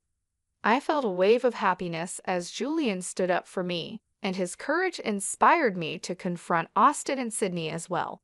Ever since they got together, I had always thought Austin was just right for Sydney, cheating while having a child and insulting people without a second thought. "You two are perfect for each other with your terrible characters," I said, my voice steady. "So thank you, Sydney, for taking such a lousy man off my hands." The two of them probably never expected me to speak up like that. I continued, "And what kind of nerve do you have, insulting someone you've just met, especially on a vacation? My husband, no less, calling him poor and whatnot. How old are you both? Is your mind all right? To anyone watching, you two seem like the crazy ones." At my words, I saw a hint of realization cross their faces. "No, we were just drunk," Sydney stammered. "And seeing you after so long, looking so happy, she trailed off, trying to excuse their behavior. "Such an excuse is unacceptable," I replied firmly. "So being drunk excuses anything. And what does it matter if I looked happy? It's sad that you can't be happy for someone else's happiness." Julian addressed them calmly but firmly. "We might never meet again, but don't ever say such terrible things again." With those parting words, we walked away, leaving them standing there, still trying to apologize. As we left, I could hear them saying, "I'm really sorry," over and over. Julian, still angry, decided to send the recording he had made to Austin's father. Not long after, Austin's dad called. After Julian explained the situation, it was clear that Austin's father was furious. Having met him a few times, I knew he was a strict man, and this news would not sit well with him. I could easily imagine Austin facing the wrath of his father. After their conversation, Austin's dad called us to apologize and said he would deal with Austin. Then he hung up. For Austin and Sydney, it must have been the worst Canary Islands trip ever. If they hadn't confronted us that day, we could have been enjoying ourselves at the hotel instead. A few days later, something unexpected happened. Austin's dad, along with Austin and Sydney, showed up at our house. Sydney was wearing light makeup, and both of them had noticeably red faces, clearly embarrassed. "We are truly sorry for what we did," they apologized sincerely. Acknowledging that they had wronged us, they offered a substantial amount of money as compensation. At first, we refused, but they insisted, so we accepted it. After that, the three of them left. Later, Austin's dad told Julian that Austin and Sydney had gotten divorced. It turned out that Austin's father had pressured them into it. He had never approved of their marriage from the start. Moreover, Austin was supposed to take over the family clinic, but that plan was now off, and he even faced a salary cut. As for Sydney, I didn't know what became of her afterward, but I recently heard a rumor that she was spotted working in a mature women's delivery service, looking quite haggard and struggling. Who could have imagined such an ending for someone who abandoned her child and stole her classmate's mom's fiancé? But I thought it was their responsibility to deal with the consequences of their actions.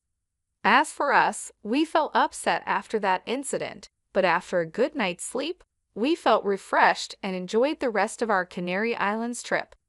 When we told Maud about our experience, she laughed and said, "That's a good example of the kind of adult not to become." Indeed, I thought, it was for the best that we had split up with Austin, especially for Maud's sake. Now, we're planning our next family vacation, eagerly looking forward to our happy trip together. "You're so gloomy, we don't need you here," My boss, a woman who didn't know much and didn't care to learn, belittled me. I sighed, looking at her smug face. Well then, I quit, I said, and left the company. Months later, I ran into that awful woman again. Did you ever find a company that would hire someone as useless as you? She mocked. Yes, actually, your major client, I replied. Her face went pale as she realized what I meant. My name is Scott Ritter, and I'm a salesman at a food and beverage company. I'm over 43 years old and work in sales, but in a different way.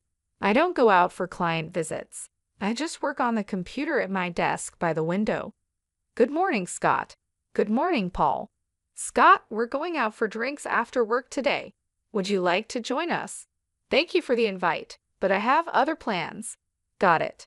I didn't talk much with other employees and spent most of my time in front of the computer. Everyone else was younger, which partly explained why I didn't fit in with their conversations. Scott always dresses so neatly right. His clothes are always ironed perfectly, and his shirts are crisp. And he smells good too. It's not perfume, maybe fabric softener. I wonder what brand he uses. I noticed them glancing my way and chatting a few times, but I never asked what they were talking about. I just kept working. Time to clock out already. Good work today. Yes, good work today. Scott always leaves right on time, so we know when it's time to go. In a way, he's like an alarm clock for us. I left work on time every day. Sometimes I had places to go after work, and sometimes I just went straight home. Would you like to join our company? Yes, thank you. I'd love to. I joined this company about 5 years ago. Before that, I worked at a different beverage company, but I was approached to join this one. I never stayed long at one company, moving around in the beverage industry. Scott, how have things been since you started? Fine, no major issues. Everything is going smoothly for now. That's good to hear. We have high hopes for your work. Thank you. It was a company executive who had approached me. He had heard about me and reached out. It seems this company often recruits from outside. Well, Scott, do you have a moment? Sure, I'm available. I wanted to ask you about sales strategies. If it's something I know, I'll send you the information you need. Thank you. I'll email you later. I'd like to learn more about Company D and a few other things, said Pamela. Got it, Scott. You're the same as always, she replied, understanding my usual straightforward approach. Just then, Michael approached as the younger colleagues were chatting with me. Michael Phelps is the only colleague close to my age in sales, and he's the one who brought me to this company. That's right, thanks for your help with that issue. I'll be counting on you again, I said.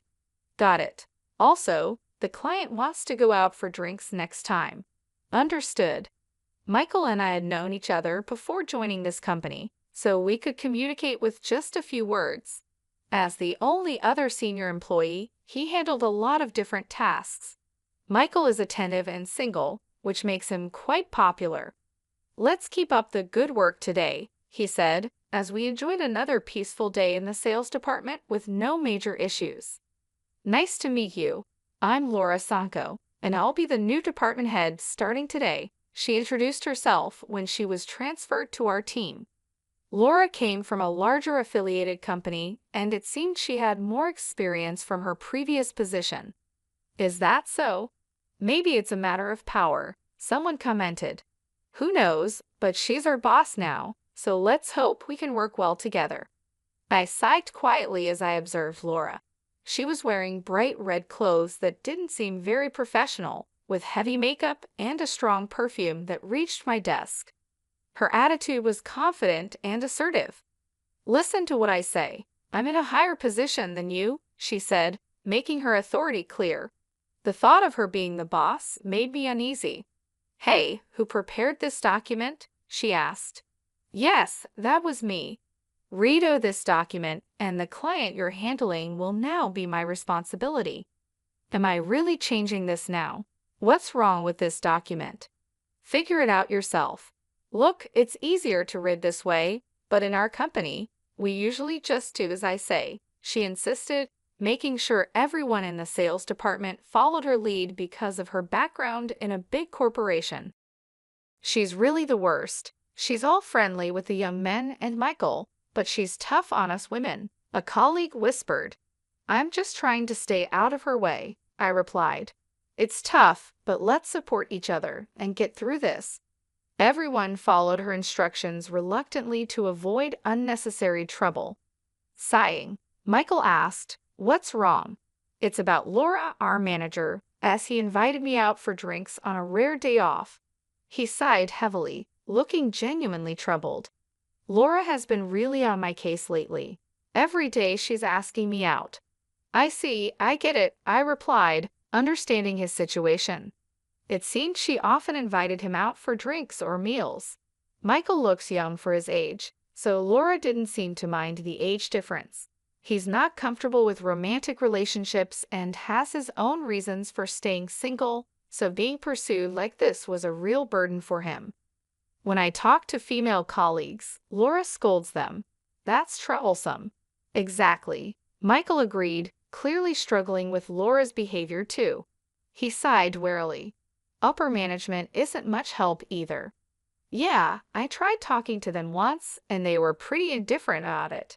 It's really affecting me. The whole atmosphere in the sales department has changed. Who knows what will happen next? As expected, the sales department went from being peaceful to tense. Everyone was trying not to get on Laura's bad side. "Hey, you," she called out. "Yes. Don't just sit at your computer all day. Get out and work." "I am working though. I have told you to go out and visit your clients. Since I've been here, I haven't seen you leave the office even once. And yet, you're always dressed up." That's when Laura started targeting me. She glanced at my computer, clearly not understanding what I was doing. "You're not doing any work, are you?" "I am doing my job." She thought I was slacking off. "Besides, you hardly talk to anyone in the office. You just say hello and nothing more." "Everyone is busy, so I try not to disturb them," I explained, preferring to communicate through email and chat. That's also how I heard about her rumors and complaints. "Really, you're so gloomy. You're in sales, but you're glued to your computer, not going out for field work, not interacting with other staff. And you're always dressed in mismatched clothes, leaving right on time. Are you taking your job lightly?" Laura seemed to really dislike me, constantly picking on me and making snide remarks. "Scott, are you okay? Laura was hard on you today, right?" "I'm fine," I replied. "She's focused on me right now, so it's been easier for the rest of you. Let me know if you need anything. We're here to help." "Thank you, everyone." The sales staff noticed what was happening and showed their concern. They often intervened by saying things like, "There's work to do," or "A customer is here," to pull her away. Aside from Laura, I had good relationships with others. "What's with that manager? She complains about Scott leaving on time, but she leaves early too." "It's true. I saw her at a bar the other day." "Me too. She was drinking a lot." "How much does she spend on drinks?" "Apparently, she was drinking with business partners, and it's all being paid for with company money." "Really?" More and more, the talk about her wasn't about her work skills, but rather unpleasant rumors. "Are you okay?" "I'm fine. If her bothering me gives you all a chance to work, then it's okay. I'm really sorry if anything happens. I'll help out, and you know what's going on. You've changed jobs a lot, haven't you? If you ever decide to leave, could you let me know?" I nodded, and Michael said, "Thank you," and walked away. Unlike me, Michael has always been the type to stay in one place, but it seemed this situation was making him reconsider. A few months after Laura arrived, there was trouble. The sales department's expenses had increased, leading to orders for cost-cutting. "Why have the expenses gone up? Now we're told to cut costs. It's ridiculous," Laura complained. But the rise in expenses was her fault. Her excessive spending on entertainment was causing the increase. Everyone knew she was frequently out drinking. "I don't want to cut back on entertainment expenses. If they're cut, I won't be able to drink as much. It's your fault, Scott. Why me? You're not working. Having you here is a waste of expenses and salary. You're stealing company money. I was being unfairly accused. I was just doing the job I was assigned. She didn't understand it, but I believed my work was important. To cut costs, I'll start by cutting you. What a mess. You're so gloomy. We don't need you. Pack up your things and get out of the company. Is that an order from the boss? Yes, you're fired, she said with a smirk. I just sighed. Then I quit. Don't ever come back to this office. Getting rid of an incompetent employee will save us money. Without much resistance, I packed my things and left the company. Are you really quitting? Why so suddenly? Laura said I was fired. Well, if she said so, maybe there's no other way. Even the executives couldn't stop Laura's actions, given her connections to a larger company. It seemed inevitable. That day, I resigned and left the company. Scott, please come back to our company. We need you here. We'll talk to the manager, read numerous messages on my phone, all begging me to return.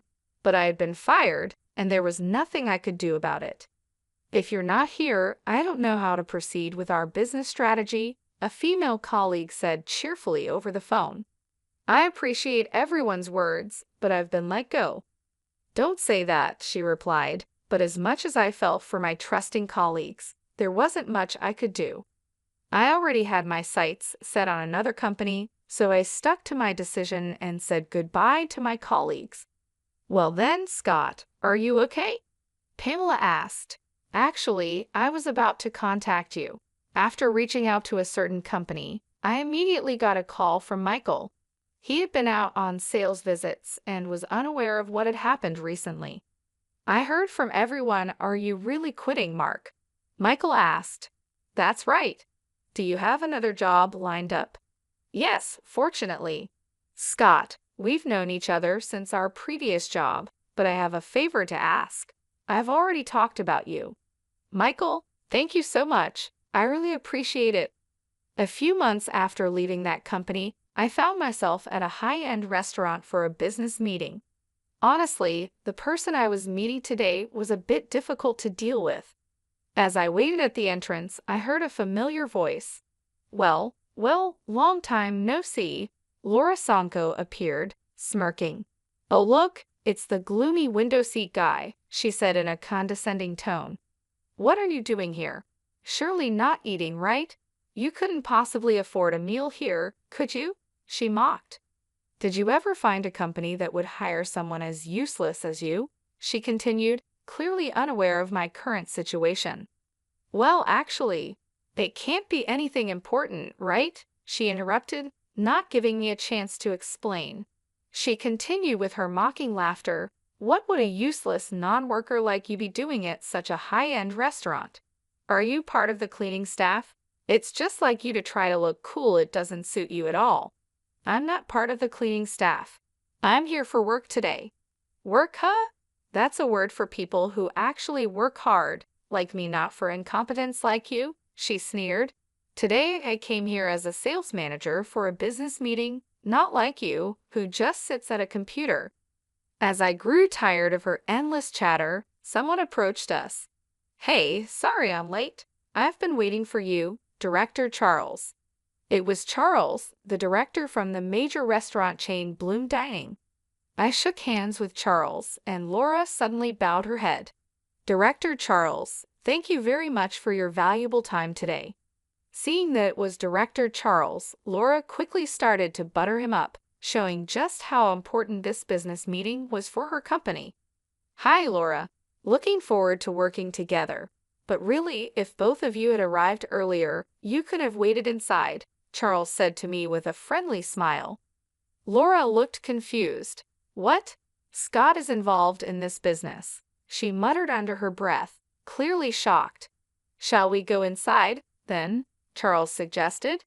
Yes, let's, Laura replied, still trying to process what was happening. Prompted by Charles, we proceeded into the restaurant and were guided to a private room. What's going on here? Laura whispered to me, still confused. Don't rush, you'll understand soon. I whispered back, making sure Charles didn't hear. Once inside the private room and after the attendant had left, I prepared my business card. It was time to clear up the confusion. "Here is my business card," I said, handing it to Laura. "What? Really?" Laura's eyes widened as she looked at the card. It read, "Scott Murphy, head of Bloom Dining Food Research Department. You asked earlier if there was a place that would hire me. Well, I was picked up by your major client," I said with a smile. Laura's face turned increasingly pale. After leaving that company, I had contacted Charles. I had known Charles for a while and had previously received an invitation from him. "I'm glad you joined us, Scott," Charles said. "Thank you. I look forward to working with you." "The pleasure is ours. We're grateful to have someone with your talents join us. We'll be counting on you." "Yes, I'll do my best." So I joined Bloom Dining and took on the responsibilities entrusted to me. Just like at my previous company, my work was recognized, leading to a smooth promotion to my current position as the head of the department. "Is that really possible?" Laura mumbled, still in disbelief. "Is something the matter?" I asked. "No, it's nothing," she replied, shaking her head with a pale face. She couldn't believe that the person she had deemed incompetent and fired had now become the head of a department in a major corporation.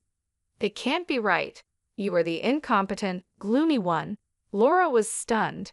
"What am I supposed to do now?" she whispered to herself. The reality that her business negotiation partner was someone she had ridiculed and treated poorly, and the fact that her company was now in a weaker position, seemed to overwhelm her.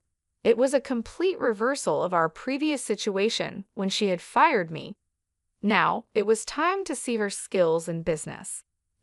So well," she stammered. "How are things going with this matter, Charles asked. Laura seemed unable to deliver her usual smooth sales pitch, glancing at me often, still shocked by the earlier revelation. Eventually, she left the meeting in disarray. "Did you know Laura?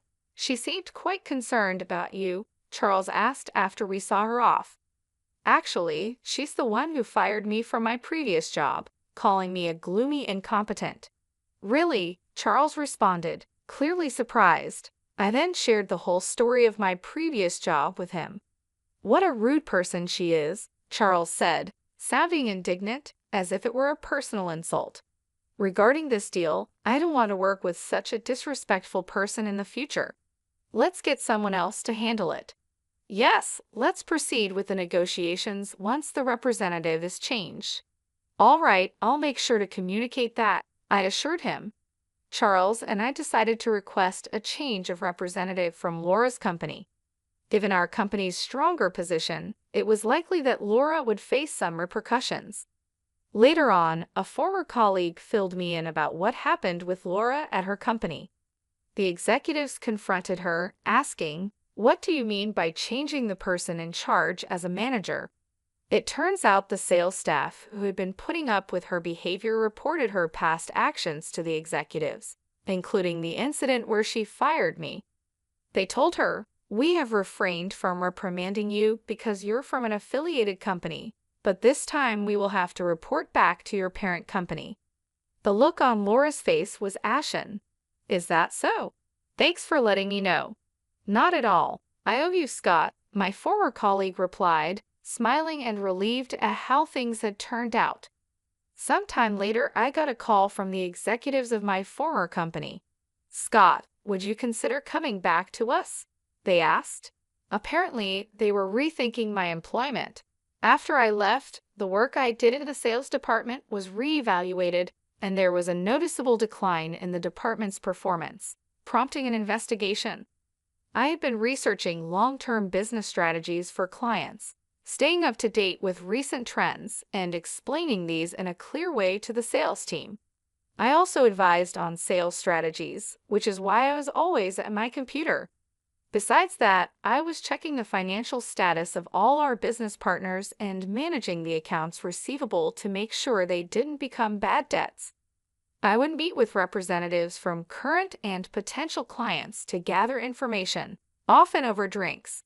I was uncovering hidden needs in other companies and providing feedback to the sales team. That's why I dressed well after work, which made transitioning to major corporations easier. You really did significant work. You're in demand everywhere, aren't you? Not really, but I do get to see various companies because of it. How about this? We can offer you more than double your previous salary. Double my previous salary would be a substantial amount, but I said, I'm sorry, I can't trust a company that tolerated her behavior to such an extent, and I'm happy with my current job. With that, I ignored their plea to reconsider and declined the offer to return. I heard our manager came for negotiations for us. Charles is our director now. Oh, my apologies. Michael was the first to approach me with this news. When I was fired, Michael decided to switch to Bloom Dining and joined the sales team after me. He had been with the previous company for many years, but had enough of dealing with Laura. He thought about moving to another company like I did. My firing was the trigger for him to join Bloom Dining. Interestingly, Charles, after hearing from me, was ready to hire Michael on the spot, but the dedicated Michael went through a formal interview to join our team. Originally a talented salesman, Michael now excels at Bloom Dining too. Scott, please listen. Calm down, Helen, I said. Helen, a female employee from my former department who cried when she learned I had left, still seemed to admire me. I've been assigned the research tasks you used to handle. Can you teach me? Really? Taking over the tasks from a company I left is. Please, I really want to improve our sales. Despite my hesitation, I was moved by Helen's eagerness and decided to teach her. So this is how it works. Yes, that's how it works. Our relationship resembled that of a teacher and student due to the age difference. We're really like teacher and student. Yes, it would be something like this if I had a student. Thank you, Professor. Teach me too, Professor. Please don't call me that, Brian. When we met occasionally for lessons, another former colleague, Brian, wanted to join, eager to learn my sales techniques. I thought, with these two, that company will be okay. I was relieved to see them positively trying to learn, just like before. They could form a great team, much like Michael and I did in the past. As for Laura, she ended up returning to her original company as a regular employee. However, her lavish lifestyle and love for drinking couldn't be supported by her regular salary, so she secretly started working at nightclubs. But moonlighting was against her company's rules, and once they found out, she was fired. Now, Laura is struggling to attract clients because of her haughty attitude, and she isn't earning much. It's a sort of poetic justice, a case of cause and effect. I saw her looking rough in downtown recently. She caused a lot of trouble for others, so now it's her turn to face difficulties. Laura, who once fired me, now faces her own set of hardships. She wouldn't have thought this would happen back then. She even contacted me using the business card I gave her. Could you hire me at Bloom Dining? She asked. That's impossible. At least contact Michael, I told her. She contacted me too many times and was becoming a nuisance, so I passed her messages to Michael. He replied, I'm sorry, but I'm not interested in people like you, and frankly, I dislike you. Please don't contact me or my colleagues in the future. To be honest, I don't want to hear from you again. Michael clearly refused her, and after she kept trying to reach out to him, Michael contacted his lawyer. She was then placed under a restraining order and could no longer approach him. Being popular can be troublesome, but I never wanted this kind of attention.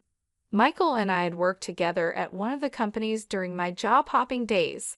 He had been engaged, but after his fiancée died in a car accident, he remained single. Since then, he understood the nature of my work and began relying on me. Now, he's thriving as a skilled senior in sales. Meanwhile, I'm grateful to be using my skills at Bloom Dining, where I conduct research with a more generous budget than before. Thanks to my efforts, Bloom Dining's default rate decreased significantly, and we were able to understand our clients' needs in more detail, leading to increased contract rates. It was definitely the right decision to bring you on board. You've made a significant difference, Charles said. I'm glad to be of service to the company. Everyone praises you.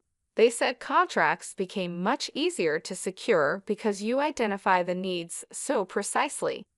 That's good to hear. I just did what I could. I'm really glad I joined this company. Meanwhile, back at my former company, I heard that Helen had taken over my research tasks and was doing a great job. Brian informed me her research skills are second only to yours, Scott. Is that so? She did learn quickly. When I was teaching her, I thought, I can't let her outdo me. Brian chuckled, feeling motivated by the competition. It seems they've become good motivators for each other, and their research efforts have helped stabilize the sales department. Helen is like Scott's student. Her methods are just like yours. And you, Michael, you've been teaching Brian, right? That's true. While I was teaching Helen, Michael also gave advice to Brian whenever he could. Looks like it's time for a generational shift. Maybe, but since we're at different companies, we'll stay rivals for a while longer. Indeed, we can't afford to lose. Flashy jobs are easily noticed from the outside, but the supportive roles behind the scenes are just as important for a company's growth. While some in sales secure contracts, it's the administrative staff who provide crucial support. Cleaners keep the office and common areas tidy, contributing to the overall function. An organization can grow because it has employees fulfilling various roles. It's often unclear who is doing what and how they contribute to the work. However, it's important to approach each role without prejudice and strive to understand the contribution of each member. Leaders, especially, should never forget this. You thought you could marry my son? Your standards don't match ours. Don't you dare dream of joining us. Anyway, the point is you're not the right person for my son. Now, leave. That's how coldly my father-in-law spoke to me. My mother-in-law joined in, saying, you only approached Jake for money anyway. My name is Jessica. I'm 35 years old and I work for a company. Since graduating from university, I've been at the same job for years. Some of my coworkers left to start their own businesses, get married, or have children. But I stayed and devoted myself to my work every day.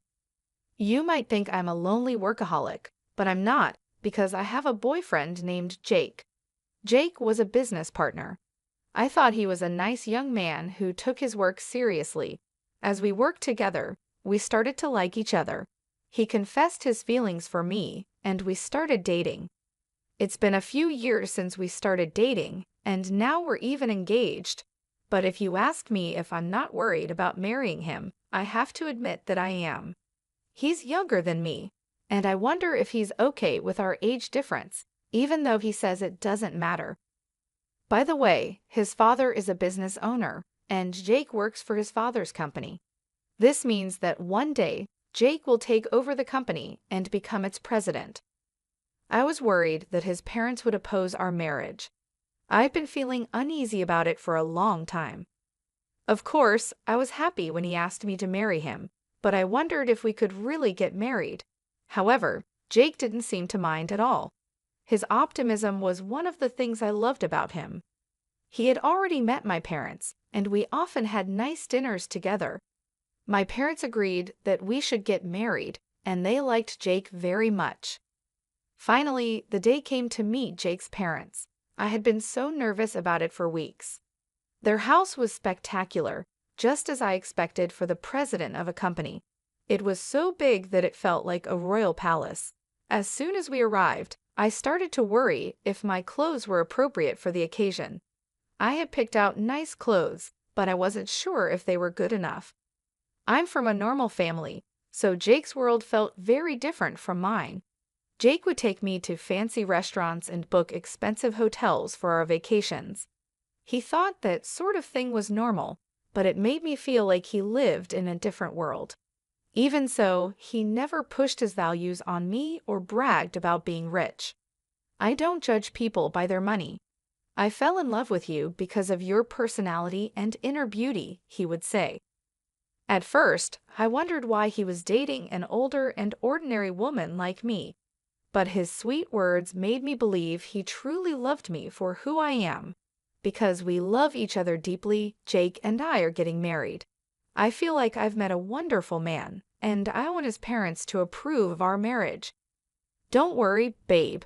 I've already told my parents about you, he said to encourage me. Then the front door opened, and his mother welcomed us. Welcome, you must be Jessica. Yes, I'm Jessica. Nice to meet you. His mother gave me a quick nod and let us in. The living room was huge, and Jake's father was there, sitting on a big luxurious sofa, waiting for us. I felt nervous all of a sudden. Meeting his mother made me nervous, but his father was even more intimidating, as you'd expect from the president of a company. It's a pleasure to finally meet you. My name is Jessica. Thank you for inviting me today, I said, my voice shaking. Jake looked at me and smiled. Don't be so nervous. But his parents weren't smiling. They were staring at me with very cold eyes. I felt a chill down my spine. Please sit down, his father said, pointing to the sofa. It felt like a job interview. Well, no, excuse me, his father said as soon as I sat down. His mother agreed with him. Hey, Mom, Dad, what are you doing? What do you mean no? It's rude to say such a thing, Jake said, upset, trying to defend me. But his parents didn't seem to listen. How old are you anyway? You look pretty old to me, his father asked. I'm 35, I replied. You're 5 years older than Jake. How can we accept Jake marrying an older woman like you? His mother said. Besides, it's already too late for you to have children, isn't it? We need someone who can give us grandchildren. I think it has to be a young woman, at least younger than Jake. I knew they would mention my age. And you're single at your age? I can't help but think you have some kind of problem. Maybe you're too difficult or have a bad personality or something like that, his mother added. Mom, what are you talking about? Jessica is a wonderful person with a great personality, Jake protested. Then why hasn't she married before? His mother shot back. Excuse me, I said. I know I'm a little older to be married, but I love my job and wanted to work hard. I've always prioritized my work over marriage. That's why I didn't get married until now. It wasn't until I met Jake that I realized I wanted to get married. I was almost overwhelmed by the pressure from his parents. I tried my best to choose my words carefully, but their attitude didn't change at all. Working harder? It's not like the company you work for is a big one. Even if you work hard and get promoted, you don't get paid much, do you? I think you should focus more on making yourself more attractive as a woman. You know, it would be nice if you put in some effort. Yes, even at your age, you can still look better. Maybe some plastic surgery would help, his father said. Honey, that's too straightforward, his mother added. I saw his parents laugh for the first time, but it was only when they were making fun of us. I was so shocked and angry that I didn't know what to say. You thought you could marry my son? Your standards don't match ours. Don't you dare dream of joining us. Anyway, the point is you're not the right person for my son. Now leave, his father said coldly. My mother-in-law joined in. You would have approached Jake for money anyway. I don't know how you fooled my son, but you can't fool us too. That's enough. You guys can say whatever you want, but it's my life. I'll decide who I marry, Jake tried to defend me. I stopped him and said, I see. I understand how you feel, but it's quite rude of you to say such horrible things to me, especially since we just met. I don't care if you're richer or not. It's not important to me. But if I were to become rich, I definitely wouldn't want to be like you. I stood up and walked out. We don't need to have any more conversations. As I left their house, his father shouted, You've got to be kidding me. Don't you dare insult us, you beggar. We'll never allow you to marry my son. I don't want to be related to people like you anyway, I said. You're such a disgraceful person. I'd like to see the faces of the parents who raised a woman like you, his father fought back. I ignored him and left their house. Their attitude was just too much for me to handle. I walked outside, frustrated. Then Jake came running after me, looking worried. Jessica, I'm sorry. I never thought my parents would say something like that. It was horrible, but maybe it's a good thing we found out now. It would have been a lot more pressure if we got married in that situation. Anyway, I'm leaving them. I'm not taking over Dad's company. I'm quitting too. You shouldn't make such a decision in a rush, I said. I'm not rushing. I really do love you, Jessica. We didn't get together for money, so there should be no problem if I leave the house. Well, that's true, but let's go to your parents' house and tell them about this, he said, pulling my hand and starting to walk. My parents were surprised by our sudden visit, but they welcomed us warmly. While having tea, we told my parents what had happened. My father listened without saying a word. Jake, your father's company is called SpaceX, right? And your father's name is Henry Cavill. Yes, but why? That's what I thought. I see. Why don't we go with you to your parents' house now? Dad, what's going on? Because they said they wanted to see her face, right? Let's go show her face then, shall we? My father isn't the type to get provoked, so I was surprised by his reaction, but he was ready to go. So we had no choice but to go back to Jake's parents' house. This time, Jake's father answered the door, not his mother. You again, I won't forgive you, no matter how many times you come back. Whose daughter do you think you were talking to, Patrick? My father said. Jake's father looked at my father, rolling his eyes. It took him a few seconds to finally recognize something. Mr. Richard, is that you? You finally remembered. Your daughter means her father is me. That's right. She's my only daughter. We had her later in our marriage. By the way, how dare you insult my precious daughter? Have you forgotten what I told you back then for 2 years? No, you see, when you were arrested for smoking and drinking, you were even caught shoplifting. I covered for you and gave you a chance to become a better person, didn't I? I did everything I could so you could get a decent job. Didn't I teach you that no one can live alone, and we all need to support each other? And yet, as soon as your company became successful, you forgot all that, didn't you? I apologize for that, Jake's father said, now looking fragile, a complete change from before. If you want to be the president of a company, you need to treat people with compassion. Do you think you're better than others just because you're successful? Aren't you looking down on people when you shouldn't? Well, he seemed to understand what was being said. Dad, my boss always says his stomach hurts from stress. Are you harassing him? Jake asked. What are you talking about? I'm just pushing him hard because I expect better of him, his father said, starting to come unraveled. Just when I thought you'd finally come to your senses, you're back to your old self. You're a real pain, Patrick. First of all, I want you to apologize to my daughter for insulting her. Yes, I am sorry, Jessica, he said, bowing his head to me, prompted by my father. It seemed that the master-slave relationship from their student days was still hard to change. Honey, you should apologize to her as well, my father-in-law said to his wife. My mother-in-law bowed her head as well. I felt relieved that his parents apologized to me. Hey, I'm leaving this house and the company too, Jake said. His parents panicked. Wait a minute, if you leave, who's going to take over?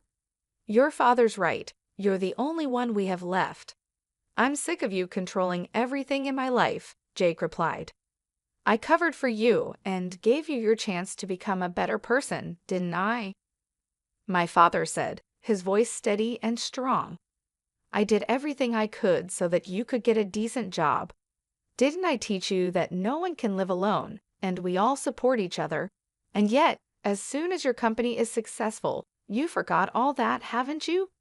Jake's father seemed taken aback, his previous arrogance gone. I apologize for that, he said, his voice trembling. The man who had been so intimidating just moments before now seemed fragile, a complete change from before. If you want to be the president of a company, you need to treat people with compassion, my father continued. Do you think you're better than others just because you're successful? Aren't you looking down on people when you shouldn't? Jake's father hesitated. Well, Apparently, he had an idea of what was being said. He knew my father was right, but pride kept him from admitting it fully. Dad, Jake spoke up, his voice filled with frustration. My boss always says his stomach hurts from stress. Are you harassing him? What are you talking about? I'm just pushing him hard because I expect better of him, Jake's father said, but his confidence was waning. He was starting to come unraveled under the pressure. My father looked at him with disappointment. Just when I thought you'd finally come to your senses, you're back to your old self.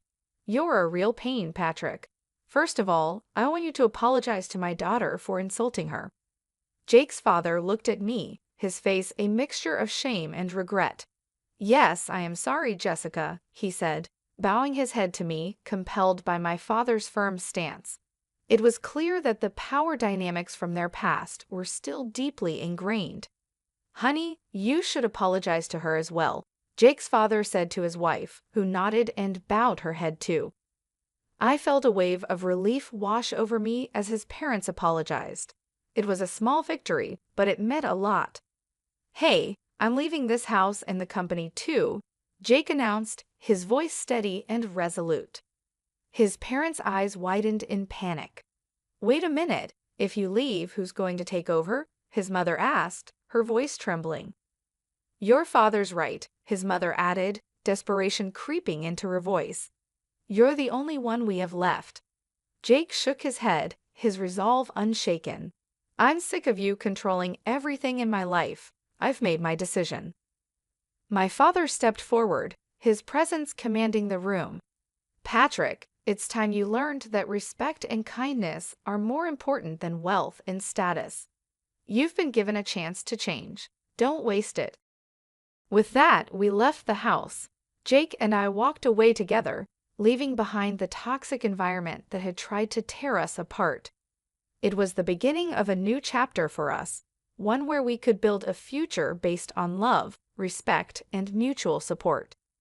I am going to start my own company and see how far I can go on my own, Jake declared. And I'll marry Jessica as I promised. Thanks for everything. Jake bowed his head deeply to say goodbye to his parents. Their faces turned completely pale and they froze in shock. Despite their reaction, we left them behind and walked away together. My father had been a high school teacher until he retired, and I had no idea that Jake's father was one of his former students. When I looked up the company Jake worked for on their website, I saw Patrick's picture. My father had told me that he had a student who became successful, but he never mentioned who it was. At first, my father was happy to see that one of his students had achieved something great. He always believed in hard work and integrity. You can't be blinded by money and forget what's important, he used to say. My father was a dedicated teacher, always strict about values like honesty and humility. Jake followed through on his promise. He quit his job and started his own business. I supported him while continuing to work at my own job. Jake had a natural talent for being a business owner, and his company started making a profit early on. I was proud of him and happy to see his success. We got married, just as we had planned, and became husband and wife. We lived joyfully every day, supporting and loving each other. Our life together is filled with happiness and mutual respect. As for my father-in-law, his story took a different turn. Some of his employees sued him for harassment, which caused the company's stock price to drop significantly. As a result, he was dismissed from his position as president. It was a harsh reminder that no matter how successful you are, treating people with respect and kindness is essential. Seeing how things turned out for Jake's father made me even more grateful for my own father. My father taught me the importance of humility and compassion. He was a role model who lived with integrity and dignity, and I strive to live my life by those same principles. Now, Jake and I focus on building a life together, filled with love and mutual support. We work hard, enjoy our time together, and always remember the values that truly matter. Please subscribe to our channel if you like our story. We'll see you in the next video.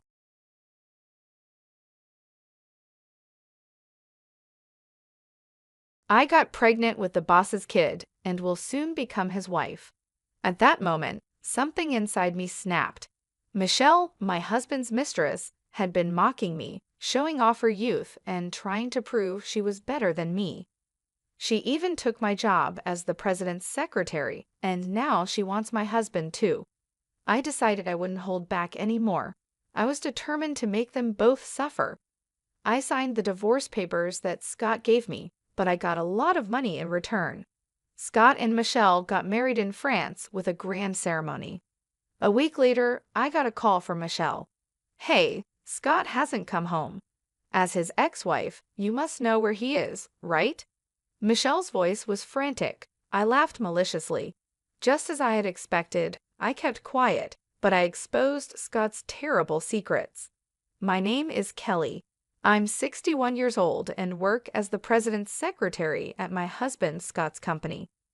Every day, I wake up at 7 a.m., earlier than my husband, to prepare breakfast.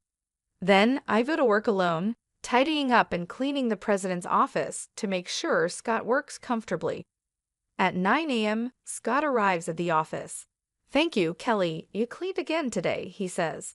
I approach him and retie his tie. "It's fine, dear. You want to work in a clean room, right?" I reply, "That's right," he answers. Scott and I were introduced by an acquaintance. We haven't had children, but we've lived together, supporting each other for 31 years. The company, taken over by Scott from his father-in-law, is stable, and I've had no complaints about our life. By the way, the new business you planned, Johnny is going to fund it. The transfer was confirmed earlier, Scott tells me.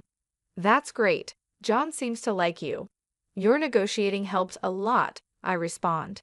The company is run by Scott as the president and his brother, Johnny, as the chairman. Scott calls him John.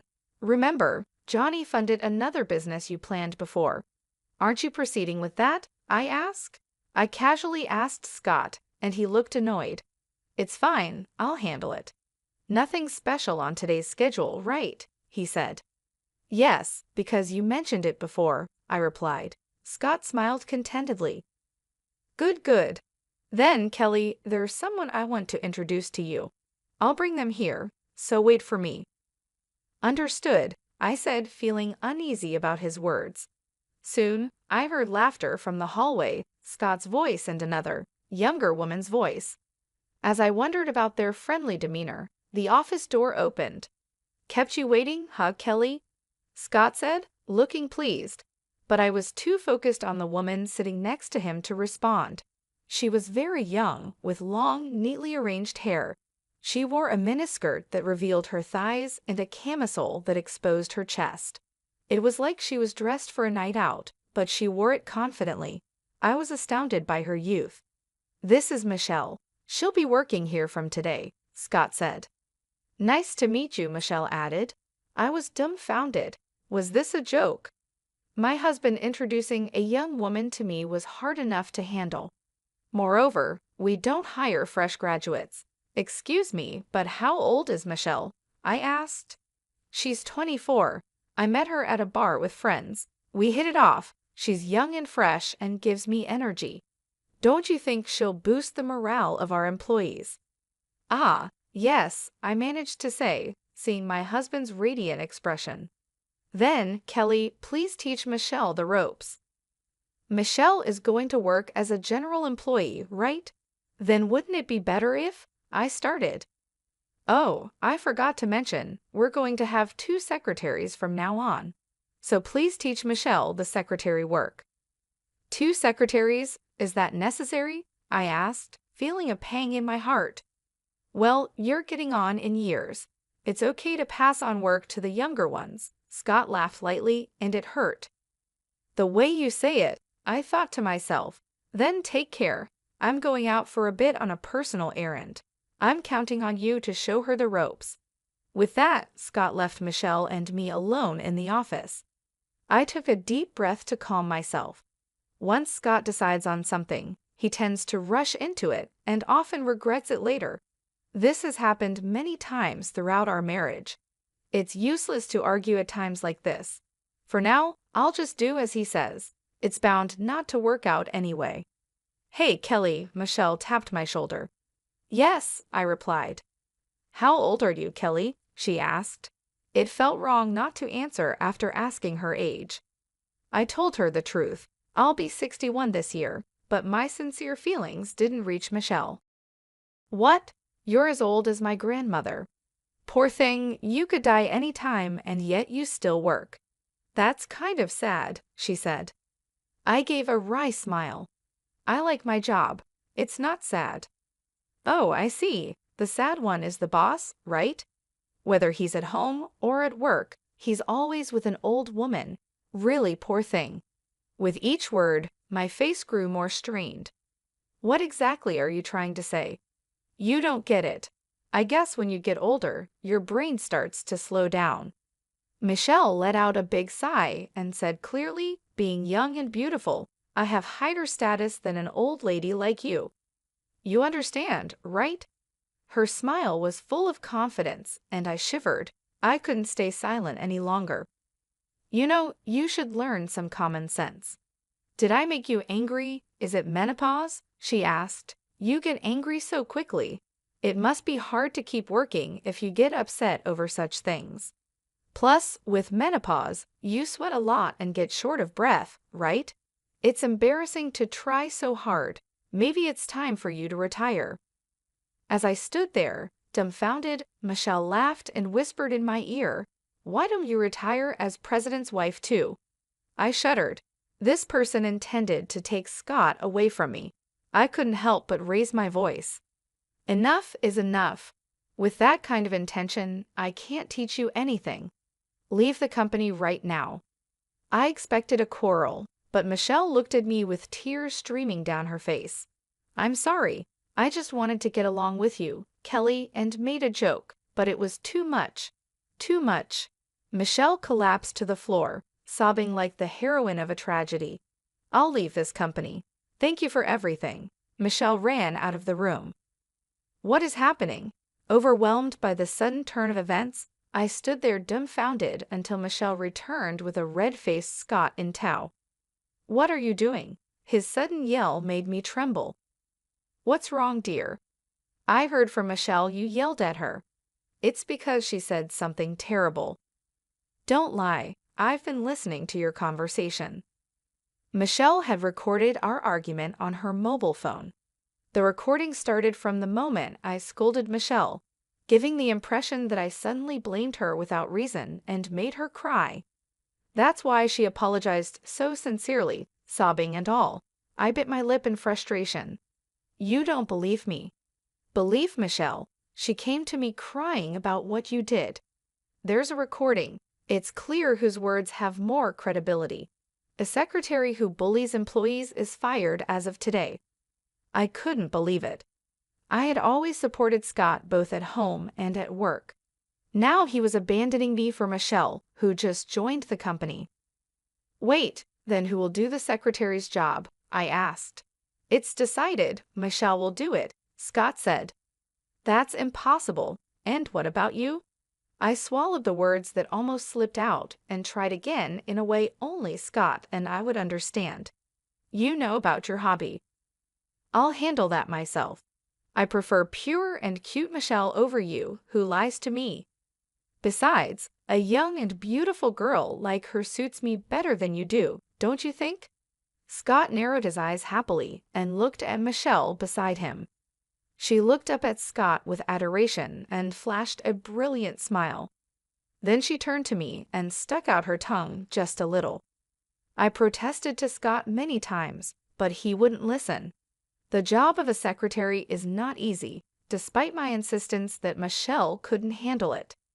All I got back were his overly optimistic words, saying it was an exaggeration or you won't know until you try. He must have thought he was a knight protecting his princess. I was speechless at his foolishness, hardly what you'd expect from someone running a company. Eventually, Scott threw out my personal items from my workspace. Instead, He arranged a brand new desk and cute stationery for young people, all for Michelle. It was all in vain. Realizing this, I decided not to waste any more effort and left the company. However, Scott didn't come home that night. He didn't return my calls either. I thought it was just his way of getting back at me, but as a week, a month, and then 5 months passed, I grew anxious. One day, I was called to the company by Scott and was heading to the president's office. Maybe he finally understood how hard the secretary's job was and decided to let Michelle go and call me back. I knocked on the president's office door with a sliver of hope. "Come in," Scott said. As I opened the door, I was met with an unbelievable scene. Scott, smiling happily, was holding hands with Michelle beside him. The two of them looked at me and laughed joyously. "It's been a while, Kelly. We have some big news today," Scott said. "What is it?" I asked. Actually, then Michelle put her hand over Scott's mouth. "Let me say it, okay? I want to thank the wife, right?" Scott nodded deeply, and Michelle said to me with a beaming smile, "We're getting married. Thank you for everything you've done for Scott." "What?" In front of my shaking self, Scott laughed sheepishly. "No," I thought. "There's no point in hiding it. I'm thinking of starting a second life. You're getting too old. It's better for you to live quietly by yourself." "What? How dare you?" I felt as if all the blood had drained from my body. "Wait a minute, Kelly, the talk isn't over yet. Here, a present," Michelle said, handing me a few sheets of paper. They were printed with black and white photos. Seeing them made me feel sick. "This ultrasound. Don't tell me," I started. Michelle nodded slowly and gently stroked her belly as she came closer and whispered in my ear, "I got pregnant with Scott's child. I'll be taking over as the president's wife," she laughed. At that moment, something inside me snapped. She had mocked me, flaunted her youth, and tried to assert her superiority at every turn. She even took my job as the president's secretary, and now she's aiming for Scott. Well, I won't hold back anymore. I'll make sure they both suffer. I signed the divorce papers that Scott handed me. Of course, I received a hefty compensation. They had a grand wedding in France. Things changed a week later when I got a call from Michelle. "Hey, Scott hasn't come home. As his ex-wife, you must know where he is, right?" Michelle's voice was frantic. I laughed maliciously. Just as I had expected, I kept quiet for a moment, then said, "Scott is probably in San Jose right now." "San Jose? Ever heard of it? There's this big hotel in San Jose with a casino. Scott always rushes there whenever he has a chance," I explained. Michelle gasped. "Does that mean?" "Yes, Scott is probably indulging in gambling right now." I was the one who carefully scheduled his time to prevent him from getting too involved. It seems the new secretary was kept in the dark. He didn't want to show his bad side, spending the money he earned on gambling. Michelle was silent, seemingly in shock. I let out a small laugh. "I'm actually thankful to you." "What?" Michelle asked. "Scott started getting into gambling these past few years. It seems someone from a new business partner invited him," I said. "And what about it?" she asked. "Before you came along, there was still a bit of affection left in Scott. I was worried about him falling deeper, but now I've completely cut him off. Taking such a low man off my hands, and even giving me a hefty compensation, there couldn't have been a better opportunity. Thanks to you, I can enjoy my second life." I laughed heartily. I could hear Michelle breathing heavily over the phone. "Don't you dare joke about this," she shouted. "Goodbye. You have a tough road ahead as the president's wife," I said. I said sarcastically and hung up on Michelle, ignoring her shouting from the other end. A few days later, as I was relaxing in my new condo, the doorbell rang. Could it be a delivery? I haven't ordered anything, I thought, feeling suspicious. I looked through the peephole and saw my ex-husband, Scott, his face red with anger. "You're there, aren't you, Kelly? How dare you tell Michelle about the gambling?" Understanding the situation, I decided to let Scott in. He must have hired a detective to find my address. Running away now would only lead to him chasing me again. I might as well settle things here. I had important information to share with him. I prepared a clear file of documents before opening the door. It's been a while, hasn't it? I greeted him with a graceful smile. What do you mean, it's been a while? After you've ruined my family, how can you still smile? Scott was furious, shouting and trying to intimidate me, but such tactics didn't work on a wife of many years. Why are you so red-faced? What happened? It's none of your business, he snapped. I chuckled. He came here just to vent his anger, but I could see through what had happened between them. You must have had a fight with your wife. Shut up. Michelle must be unhappy with most of your income going to gambling. She told you she would manage the finances, and you're on an allowance now, right? Scott froze in shock. How? How do you know that? Did you plant a bug or something?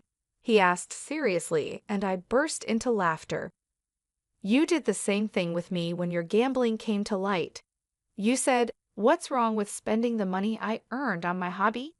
You must have repeated the same with Michelle, leading to a fight, and now you're taking it out on me. Scott clenched his fists and fell silent. Don't underestimate a wife of 31 years, I thought to myself, seeing his frustrated face. You should be thankful I managed your schedule as your secretary. I minimized your gambling time to save you from ruin. Can a naive 25-year-old do that? Well, he started. You have no choice but to let her try. You're having a child after all. At that word, Scott's face lit up. Yes, Michelle and I are having a child. Unlike you, who's infertile, she can give me an heir. You lost as a woman. Scott looked down on me triumphantly. That's great for you. We're happy, I said. Don't try to ruin my family again. I came here to warn you today. Scott pointed at me, saying so. I tilted my head, puzzled. Me ruin it? I have no such intention. In fact, I'm thinking of helping you. Help me? Scott looked confused. Did you go with Michelle to the gynecologist? Huh? That place is for women. Michelle said she wanted to go alone, so I didn't go with her. You saw the ultrasound photo, right? The glossy, thick photo paper. No, the one I saw was just thin, regular paper. I thought so, I said, presenting Scott with several photos from a clear file. They were grainy black and white ultrasound images. Scott's eyes widened. What? You're pregnant? Of course not. This was a gift from Michelle. She's quite prepared, isn't she? Printing these out from the internet for me. Internet? Scott looked puzzled. I handed him a piece of paper. It was a printout of a blog post from 3 years ago, a pregnancy announcement with ultrasound photos. Compare this with the photo Michelle showed you. Notice anything? Scott looked back and forth between the photo and the article. His face turned pale. You don't mean? That's right. The copied photo from the article matches Michelle's ultrasound photo. Holding them up to the light, the baby silhouette matches perfectly. Do you know about image search? It's a feature that searches the internet for images similar to the one you have. I found this blog using it. She must have copied the article directly, cutting out the photo neatly. So the child, Scott went pale, looking like he might collapse. I decided it was time to deliver the final blow. It's a lie. There's no baby. Scott collapsed to his knees. No, that can't be. She wouldn't lie about something like that. Impossible. After everything I bought for her designer clothes, bags, even an expensive engagement ring. Scott vented his confused emotions by repeatedly hitting the floor with his fist. His actions were so ridiculous I couldn't help but smile. It's a shame you couldn't become a father. Considering your age, it's doubtful you could have fathered a child. Thinking a young partner would guarantee a child was naive. Ask Michelle for the truth. I'll call her over now. Scott was too drained to argue. He just slumped there, silent. I had Michelle come to the condominium. Soon after, the doorbell rang, and I opened the door. Upon seeing me with Scott, she screamed. What are you doing here? Trying to take Scott back from me? No. Didn't I say I was thankful to you? I have a baby in my belly. You can't tear us apart, Michelle screamed triumphantly. Not listening to me, she entered and gently embraced Scott's shoulder. Are you okay? Let's go back and talk about the money, she said. I'll manage the finances. That's okay, right? We'll overcome this together. After all, I'm carrying our child, Michelle said. Shut up. Scott slowly stood up, looking at Michelle intently. The pregnancy is a lie, isn't it? Michelle's face contorted. What are you talking about, honey? Tell me the truth, Michelle. The pregnancy is real. I showed you the ultrasound photo. Our child is the fruit of our love. How can you deny that? Michelle sat on the floor, crying, then glared sharply at me. You must have filled his head with weird ideas. You're just jealous because you're old and I'm young and beautiful. I laughed. Is that all you have to say? Hey, Scott, let's just go home, okay? Michelle tried to pull Scott's arm, but he brushed her off. Enough, Michelle. Scott thrust the blog post copy and the ultrasound photo at her. There's no escaping the truth now. I trusted you. How could you lie about something like this? I was so happy I cried. Michelle's expression changed. Hey, Scott. She looked at me with wet eyes, seeking sympathy. I just wanted to test your love for me. I was afraid I was just being played with. That's why I said I was pregnant. Then, Scott, you said you wanted me to have it, right? I was so happy. Michelle's radiant smile left Scott speechless. So the lie was because you love me. That's right. We can start working on having a child now. My beauty and your brains will make a wonderful child who'll eventually become a president and earn lots of money. That's not going to happen, I said, bringing Scott and Michelle back to reality. Hey, we're having a moment here, Michelle snapped. Do you really think this man has money? Of course, he's a president after all. I see. Our company has been passed down through generations and isn't doing badly, but that's about the company as a whole. This man is a gambler. Do you understand what that means? Michelle's face turned pale as she clung to Scott. Hey, Scott, you're rich, right? You told me once we're married we live a wealthy life because you have more money than you know what to do with. Scott responded in a faltering voice. It's okay. I've lost some money gambling, but we're starting a new business soon. That'll be our big break. What are you talking about? I pointed out Scott's ugly lies. I know for a fact there's no new business venture planned. What do you mean? You got funding from Johnny recently, right? Where's that money now? Surely it wasn't spent on luxury brands and an engagement ring for a new wife. I glared at Scott. What? That's not something I would do. Scott laughed derisively, though his voice trembled. I sighed briefly. You embezzled the company's money, I said. Scott swallowed hard under my steady gaze. I had suspicions. You've been saying you're starting new ventures and getting funding from Johnny, but no business ever materializes. Just one new venture after another. It was odd not to doubt, so I spoke with Johnny to gather solid evidence. You teamed up against me. The money John transferred that day was a decoy. You transferred the business funds directly into your own bank account this time. Usually you're more careful, using various accounts to avoid detection. Were you that desperate for money, trying to prove to Michelle you're wealthy? Scott fumbled for words, confirming my suspicions. I said the last word, you're done. Get arrested and live as a criminal for the rest of your life. Shut up. It's a family matter. It'll probably just end with probation. Besides, John will bail me out. Even if I'm charged, I'll be out in no time, Scott reassured himself. How do you know all this? You were supposed to be fired. You have nothing to do with this. Johnny told me. John did? Yeah, it's me. Johnny hired me. Scott opened his mouth in surprise. I explained calmly, yes. When he heard you dumped me, he contacted me immediately. He apologized for your terrible actions and asked if he could hire me back. I said yes right away. You didn't know? John is keeping it from me. That bastard. I'm grateful to Johnny. He put me in charge of schedule management, and I'm earning more than before. I showed a broad smile, and Scott gritted his teeth. That John. I'll confront him right now, Scott said as he was about to leave. That's when it happened. Michelle grabbed Scott's arm and pulled him towards her with strength, their faces almost touching. Her expression was devilish. Hey, you lied to me, flaunting your wealth. In reality, you're just an old criminal. Don't mess with me. I'm sorry, Michelle, Scott said, terrified, taking Michelle's hand and looking into her eyes. He slowly said, but it's okay. I'll probably get probation and I can return home. I might be out of the company, but we can still be happy without money if we're together. Don't joke with me. Michelle shook off Scott's hand and glared at him as if he were trash. There's no way a beautiful young woman like me would live with an old, penniless man like you.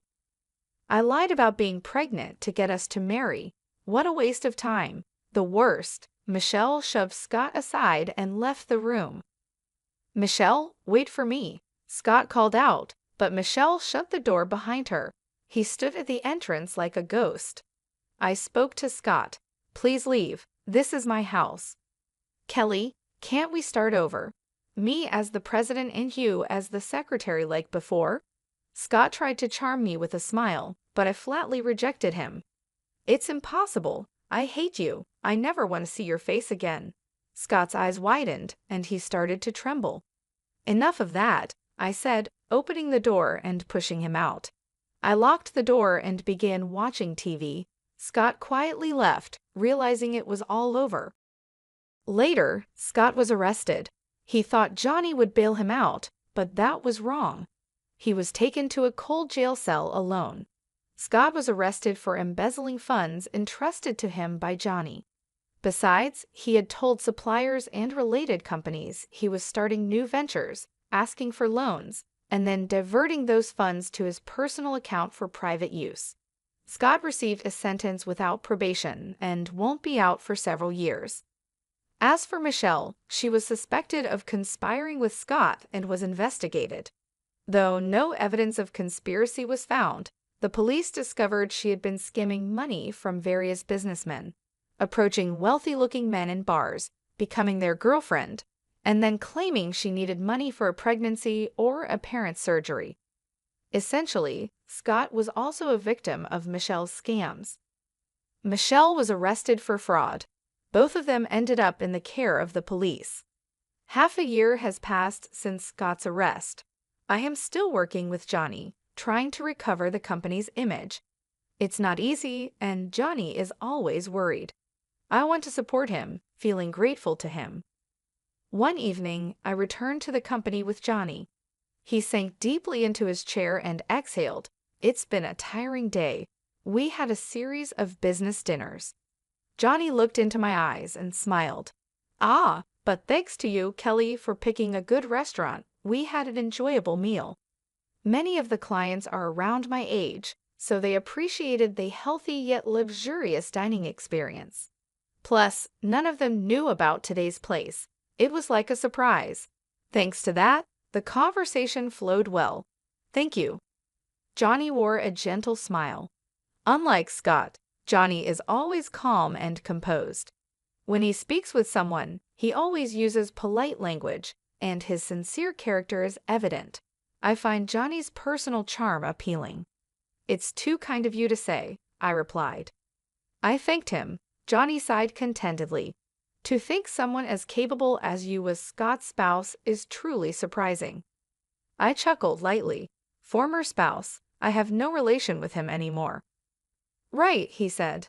By the way, Kelly, how long do you plan to work? Don't you think about retiring and living quietly at home? I answered with a smile. I love my work. As long as I'm physically able, I want to keep working. Johnny nodded happily. I want you to help me rebuild this company. It's going to be a long partnership, but I'm counting on you from now on. I nodded firmly. Yes, Johnny. Johnny laughed, amused. Seeing his laughter made me feel warm inside. My second life is surely going to be enjoyable. Looking at Johnny's smile, I thought just that. It was a regular Monday evening at our house, tucked away on the edge of a big city. Kevin and I had fallen into our usual routine. He was relaxing on the couch with a beer after a long day at his auto repair shop, while I, Linda, was focused on my laptop, keeping an eye on the latest index and forex currency trends. Our home, a cozy three-story place we chose for its promise of a bright future, now felt like a battleground as our lives were drifting apart. "So, how's the market today?" Kevin asked casually, but I could sense the tension underneath. This had become normal for us. "Same as always, ups and downs." "Forex is looking good, though," I replied, trying to keep things calm. Kevin scoffed, setting his beer down a bit too forcefully. "Forex again? You know, not everything that shines is gold, Linda." I sighed, closing my laptop, ready for the conversation we'd had too many times.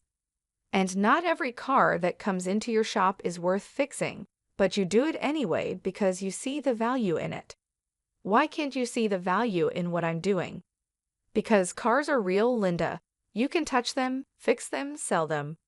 What you're doing throwing our money into the wind, hoping it comes back with more, is just reckless." I felt the anger rise, the same old argument wearing thin. "Reckless? It's not reckless, Kevin. It's calculated. There's a difference between gambling and investing. I wish you'd try to understand that." Kevin stood up and started pacing. "Calculated? You call putting our hard-earned money into something as unpredictable as forex currency calculated?" "Yes, I do, because I don't go in blindly. I research, I study trends, I make informed decisions. It's no different from what you do with your shop." "My shop is a sure thing, Linda. People need cars." "My shop is a sure thing. People will always need car repairs. But this forex currency stuff, it's just a phase. What happens when it crashes? Then what?" "Kevin, we could lose money in any investment. Even the shop could face tough times. Nothing is guaranteed, but we've seen good returns on my investments. Doesn't that count for something?" Kevin stopped pacing and ran a hand through his hair in frustration. "It's not just about the money, Linda. It's about security, about not risking everything on a gamble. Why can't we invest more in the shop, expand it? That's a real, solid way to grow our money. And put all our eggs in one basket? What if something happens to the shop, Kevin? Diversification is important. That's basic investing." He shook his head, the gap between us feeling wider than ever. "Diversification, sure, but into something stable, not this digital nonsense." I stood up, feeling the need to defend my choices and my independence. "For someone who runs his own business, you're really closed-minded." "And you're really stubborn," he shot back.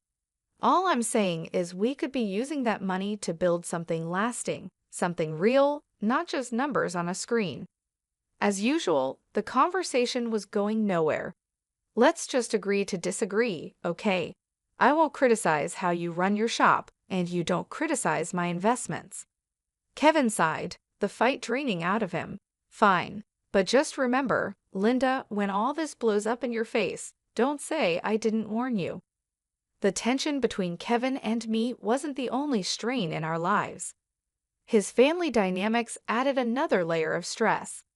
Living close to his parents and sister meant we saw them often, and each visit reminded me of how different our views on family and responsibility were. One Friday afternoon, Kevin suggested we visit his parents. The idea alone made my stomach knot. It wasn't his parents I minded, it was Karen, Kevin's sister. Her lifestyle and choices always baffled me.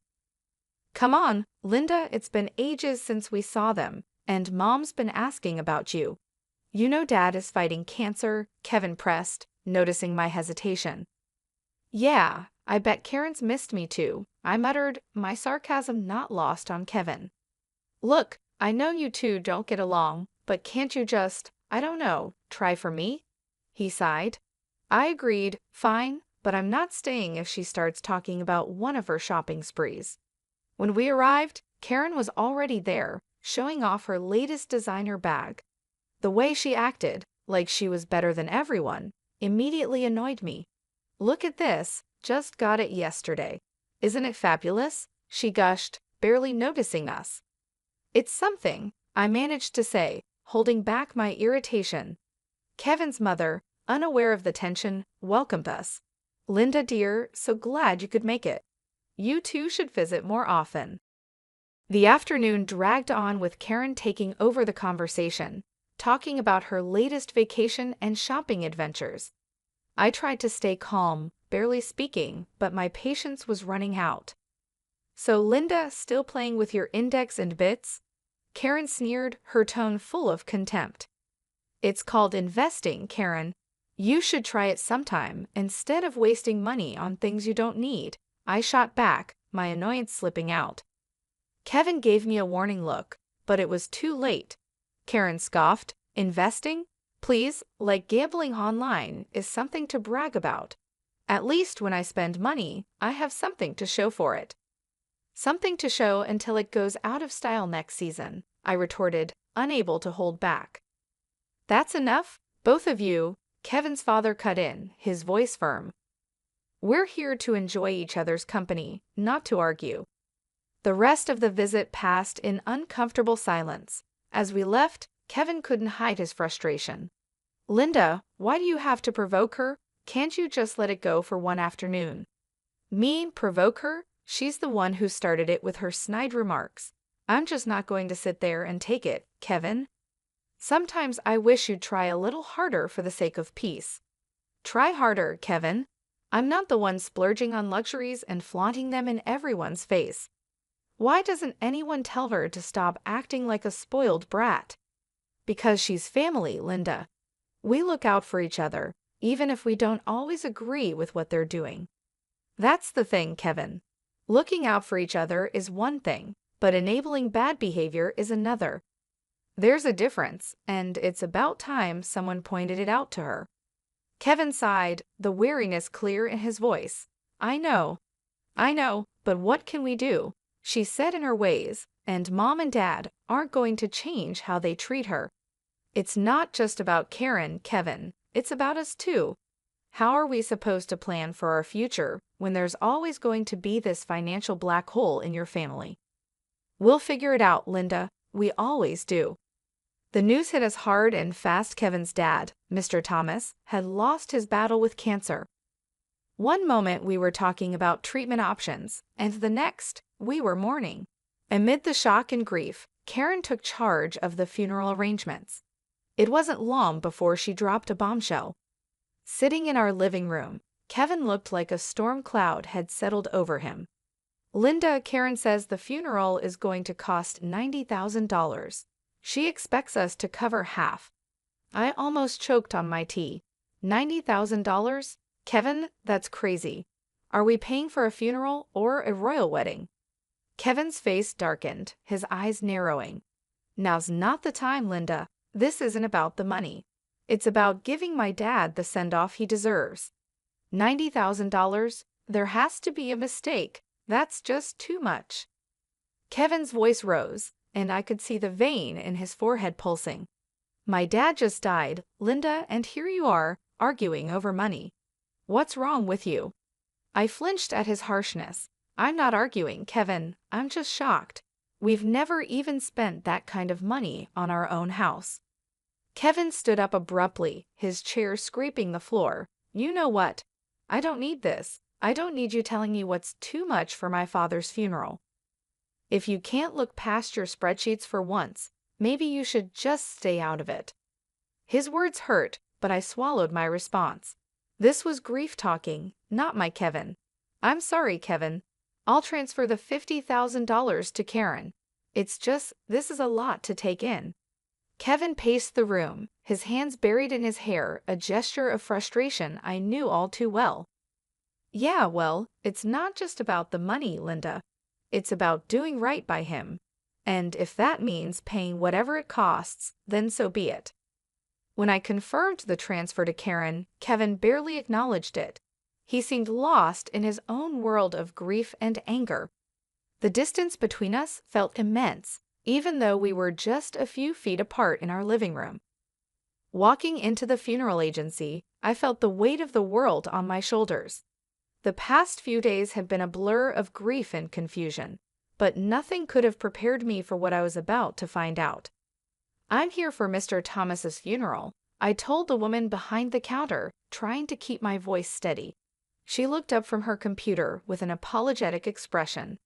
"I'm sorry, ma'am, but you're a day late. Mr. Thomas was cremated yesterday."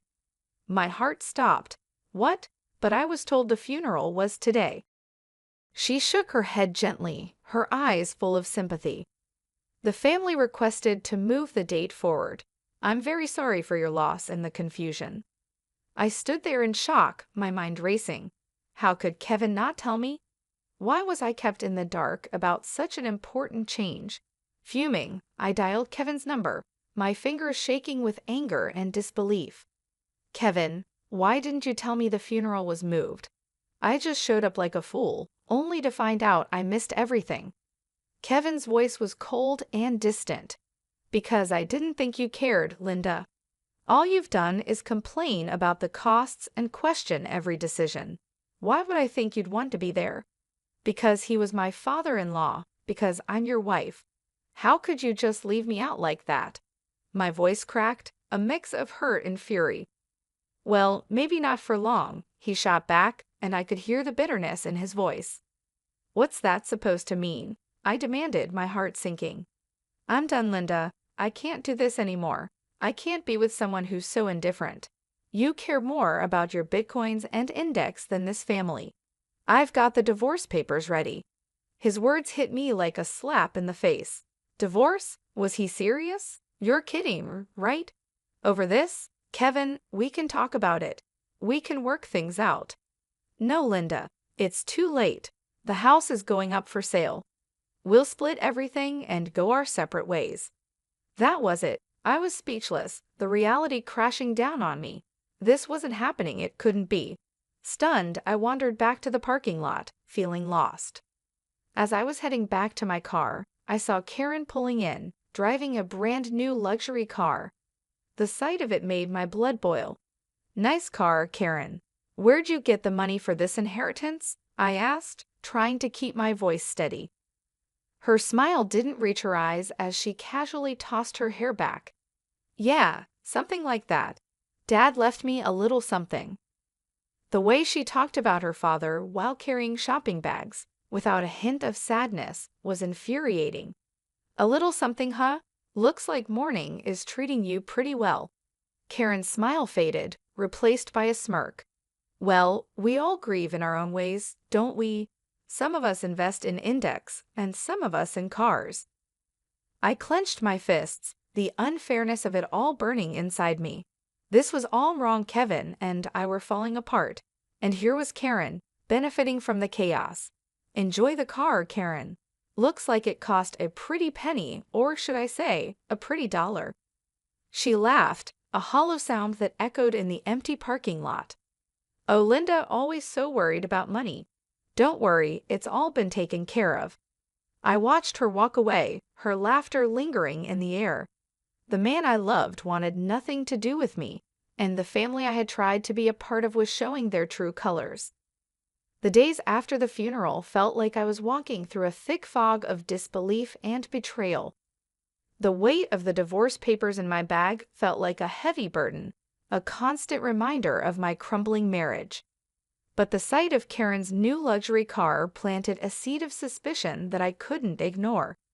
Determined to find out what was really going on, I decided to visit the funeral home, hoping to uncover some answers. Walking into the funeral home, a mix of suspicion and determination fueled my steps. It felt surreal being there under these circumstances, but I needed answers. The place was quiet, the air filled with a solemn stillness that matched its purpose. At the reception desk, I saw a familiar face, Joyce, a classmate from high school. It was unexpected to see her there. "Joyce," I exclaimed, a bit too loudly for the setting. "I didn't know you worked here." She looked up, surprise crossing her face before she recognized me. "Linda, Wow, it's been ages. What brings you here? Is there something I can help with? I took a deep breath, preparing myself for the conversation ahead. Yeah, actually, it's about my father-in-law's funeral. I've heard my father-in-law's funeral was arranged here, I said. Joyce's expression became professional, but I could see a hint of curiosity in her eyes. Sure, let me pull up the details. Give me a sec. As she typed, I fidgeted, the weight of the situation pressing down on me. When she found the record, her brows furrowed. Okay, here it is. The service was pretty standard. Cremation was requested, keeping things simple. The total came to $10,000. My heart sank. $10,000? But that's not what we were told. We paid $90,000, or at least, we were led to believe that's what it cost. Joyce paused, her face filled with concern. That's a huge difference. It was Karen who handled the arrangements, right? Everything here is billed at $10,000, no more. The pieces were starting to fit together, forming a picture I didn't want to see. Can you print me a copy of that bill? I need proof. Sure thing, Joyce said, her tone sympathetic. She quickly printed out a copy and handed it to me. Holding the paper, it felt like I had just found a key piece of a puzzle that could unravel a bigger deception. Thanks, Joyce. I need to sort this out. Armed with the printout from the funeral home, my next step was confronting the family, especially Karen. The air felt heavy as I drove to my mother-in-law's house, where I knew they'd all be gathered, probably discussing the estate and the aftermath of the funeral. My stomach churned with a mix of dread and determination. When I arrived, the house was eerily quiet. I hesitated at the door, gathering my courage before stepping inside. The sound of my footsteps echoed through the hallway, announcing my arrival. In the living room, Kevin, Karen, and my mother-in-law were seated, looking like a picture of mourning that was about to be shattered. My mother-in-law, her eyes shadowed with grief, broke the silence first. Dear, we missed you yesterday at the funeral. We thought you'd be there. Taking a deep breath, I replied, I was told it was today. I'm so sorry for your loss. My voice was steady despite the storm of emotions inside me. I then turned to Kevin. Can we talk in private? I hope to spare his mother any more distress. Kevin's response cut through the room. No secrets here. You're not part of this family anymore, remember? His words stung, but I pushed on, pulling out the bill from the funeral home. Then explain this to me. The funeral cost $10,000, not the $90,000 Karen claimed. Where did the rest go? Kevin looked genuinely shocked, turning to Karen with a bewildered expression. What's this about? Karen squirmed under our gazes. I needed the money, Karen finally admitted, her voice small. Her confession hung in the air, heavy with tension. Kevin's mom, overhearing, added, Your father saved for his own funeral. I even gave Karen $15,000 more to cover everything. I did the math out loud, feeling the tension rise. $100,000 in total, and only $10,000 spent. Karen, where's the rest? Flustered, Karen admitted to spending the money on a new car for herself, her eyes avoiding mine. I expected Kevin to explode, but instead, he gently told Karen, You shouldn't have done that. Be more careful next time. His response shocked me. Careful? She committed fraud, Kevin, and you're okay with that? Kevin's justification left me stunned. You wouldn't understand. You've got no family. You don't get what it means to stick together. That was the last straw. In front of everyone, I signed the divorce papers with a flourish. Karen, you owe me $50,000. Pay up, or I'm going to the police. Kevin's protests followed me as I walked out, but I didn't look back. I had seen and heard enough. The betrayal was complete, and so was my resolve. As I walked away, the finality of my decision settled in.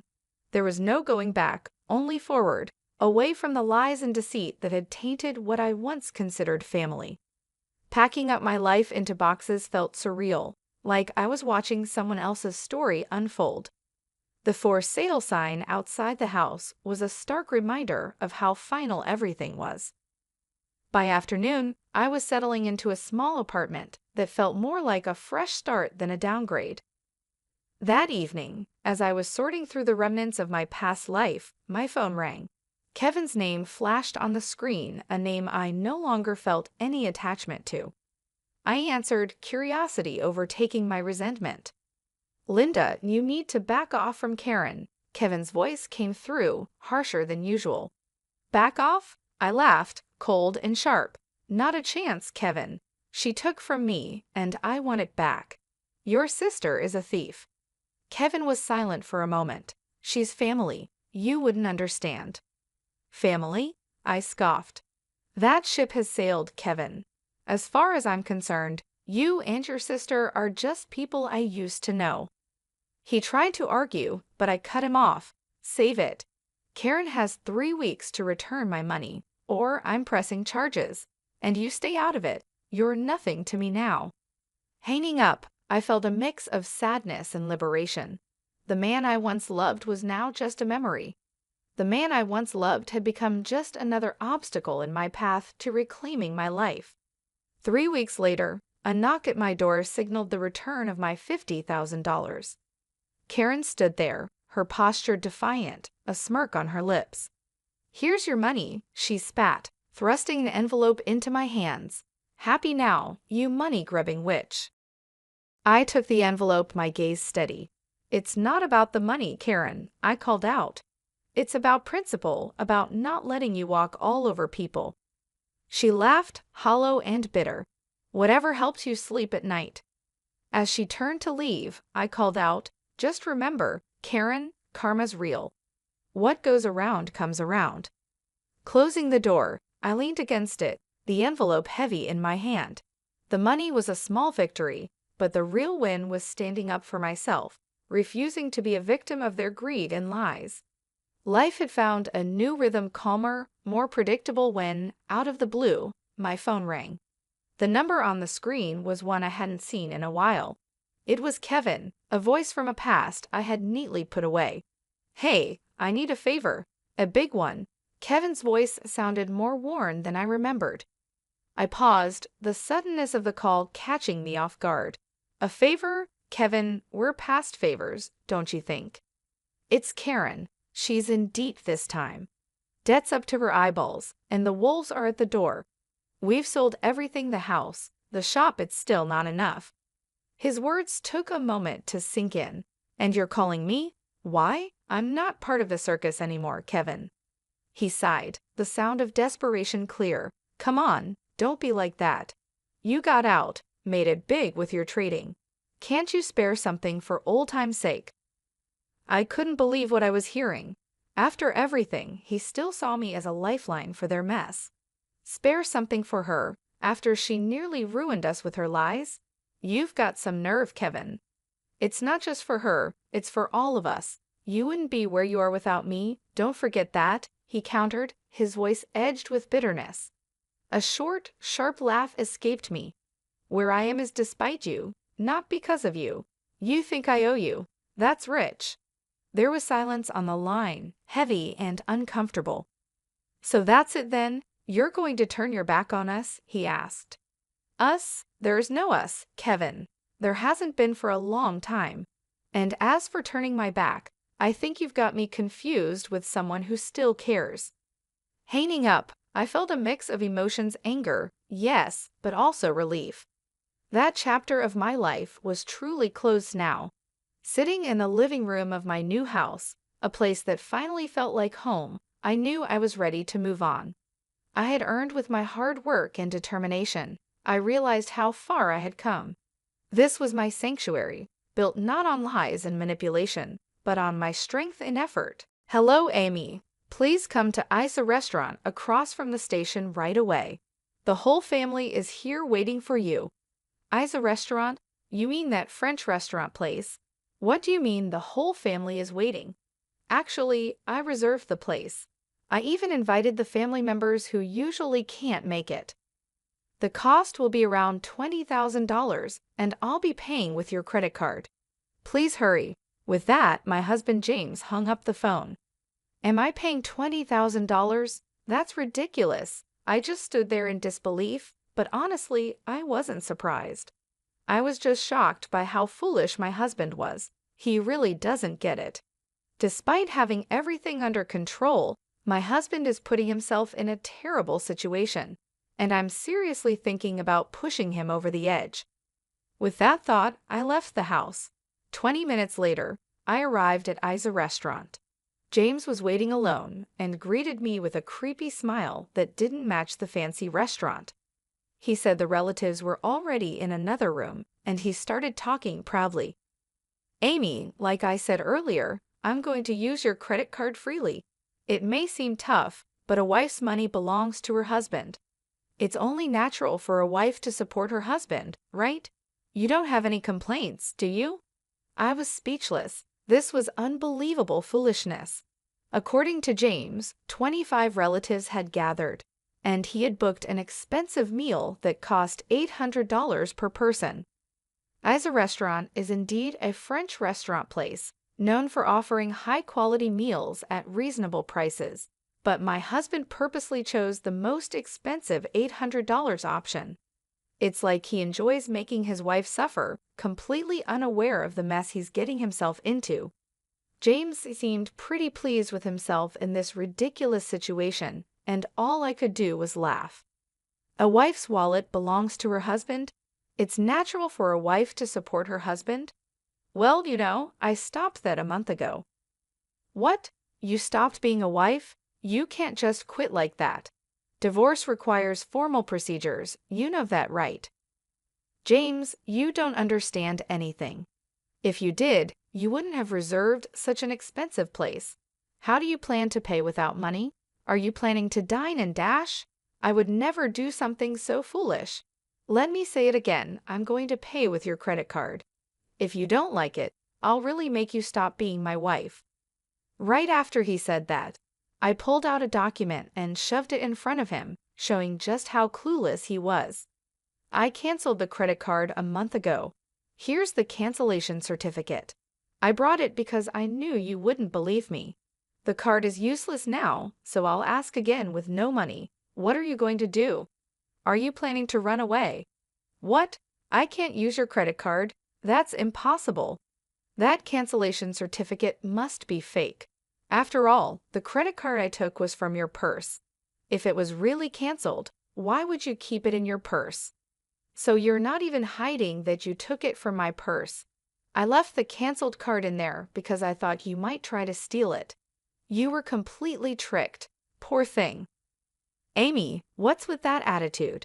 It's not acceptable for a wife to speak to her husband like that. James thinks he's better than me, so being outsmarted by someone he sees as beneath him must be unbearable.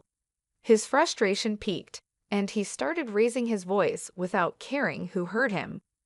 Even though we were in a corner of the restaurant, his voice carried, and the staff began to notice. The place started to buzz with whispers. Looking around, James quickly forced a smile and tried to calm things down, acting like everything was fine, but the whispers didn't stop. James's face turned red with embarrassment, but compared to what was coming, this was nothing.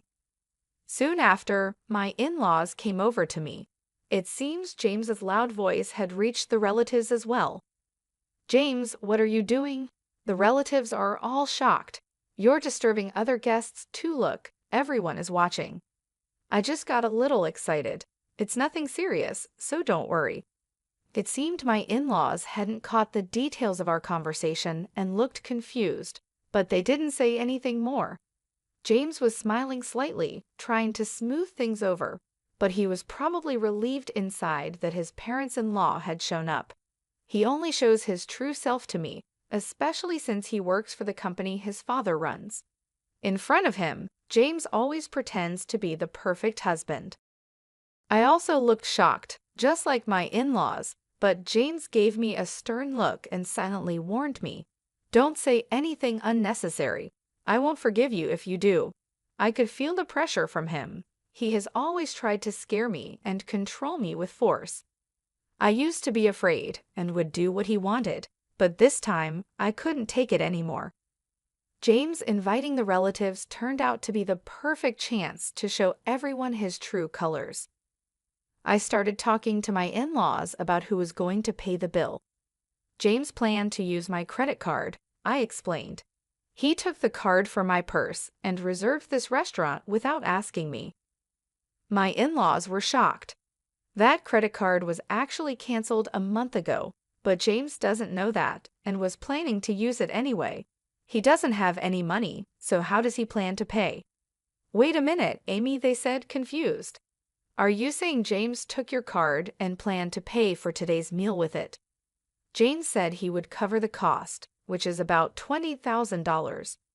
But if what you're saying is true, was he really planning to make you pay $20,000? That's hard to believe. Could this be a misunderstanding? My in-laws were clearly upset, which is the usual reaction. Even though it sounds unbelievable, it's the truth. Trying to hide what was really happening, James started talking in a cheerful tone with a forced smile. Amy is mistaken. I plan to treat everyone at my own expense. I'll settle the bill, so don't worry. With those words, James walked over to the cashier to pay, throwing a creepy smile my way. It was obvious he didn't believe that I had really canceled the credit card, even after I showed him the cancellation certificate. After a while, James returned with a smile, and my in-laws seemed relieved that the payment had been taken care of. But I could sense James's tension. He must have been panicking inside, realizing that things were going wrong because the credit card didn't work. That was no surprise, since I had definitely canceled it. The only option left for him was to pay the $20,000 himself, but he couldn't do that. I also knew what he was hiding in that moment. I gave him a cold stare and said, "Tell the truth before things get worse." My words made him nervous, and his face changed. After thinking for a moment, he finally admitted the truth. "Sorry, Dad, Mom, I really couldn't make the payment. Amy's credit card was actually canceled." "Is that true? Were you planning to use Amy's card to pay?" his parents asked. "It's a misunderstanding," he tried to explain. "It's true I intended to pay today's expenses with Amy's credit card, and I had discussed this with her. I was just shocked to find out the card was already canceled. I apologize, but I'll have to ask for help to cover this myself. I promise I'll repay you." He was mixing lies with the truth, trying to find a way out of the situation with surprising boldness. Then he leaned over and whispered to me, "Why did you cancel the credit card? Are you trying to embarrass me?" "Why? It's simple. I didn't want you to use it without my permission," I replied firmly. "The real issue isn't the embarrassment. It's the fact that you were using the card without my consent." He looked at me, surprised by my bold response, and quickly said, "Be quiet. Don't talk about this here. Keeping a canceled card in your purse just causes confusion." But it seemed my in-laws had overheard our conversation, and they turned to James with a stern look. "James, what are you doing? You tried to use Amy's card. Taking it from her purse without permission is unacceptable." "Oh, well, there were reasons," James stammered, struggling to find the right words when his father pressed him. Sensing the opportunity, I decided to explain everything in detail, wanting to reveal his true nature to his parents. For the past year, James has barely been home. At first, I thought it was because he was busy with work since your company is quite large, father-in-law. But then, James started going out even on holidays and missing important dates like my birthday and our anniversary. On top of that, he began paying more attention to his appearance and started using my credit card without my permission. My in-laws exchanged worried looks, clearly sensing something was very wrong. I asked James if we could spend more time together as a couple and if he could stop using the credit card without asking me first. But he argued that it's natural for a wife to support her husband and didn't listen. Worse, he even threatened me with divorce and showed me a divorce form he had already signed. "Divorce?" my father-in-law exclaimed in surprise. "Have you been making Amy suffer this much?" my mother-in-law asked, raising her voice.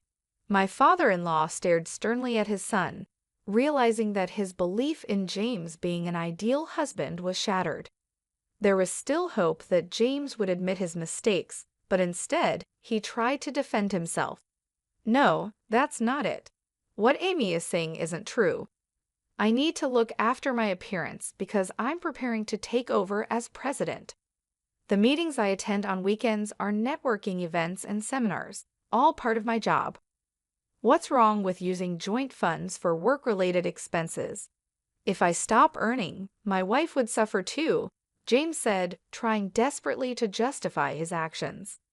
My in-laws stayed quiet, perhaps finding some logic in James' explanation and hesitating to criticize him. However, I knew the truth and his excuses didn't matter. Oh, really? Can you still say it's part of your job after seeing this? I said, deciding to show more evidence to my in-laws. From my handbag, I pulled out a document that listed dates, store names, and amounts spent. What is this? They asked. This is a credit card statement. As you can see, it shows purchases of luxury items for women. Why would you buy things like that? I asked, holding up the document. James quickly tried to grab it from me, but I moved his hand away and looked at him, demanding answers. Why did you buy luxury items for women with my credit card? Cosmetics and jewelry aren't needed for your job, are they? Can you explain this? Those were gifts for the women at work for their birthdays. It's important to be liked by women in business, you know. The expense was necessary, James said, sounding unsure. His explanation was confusing, but considering his position at work, there might have been some truth to it.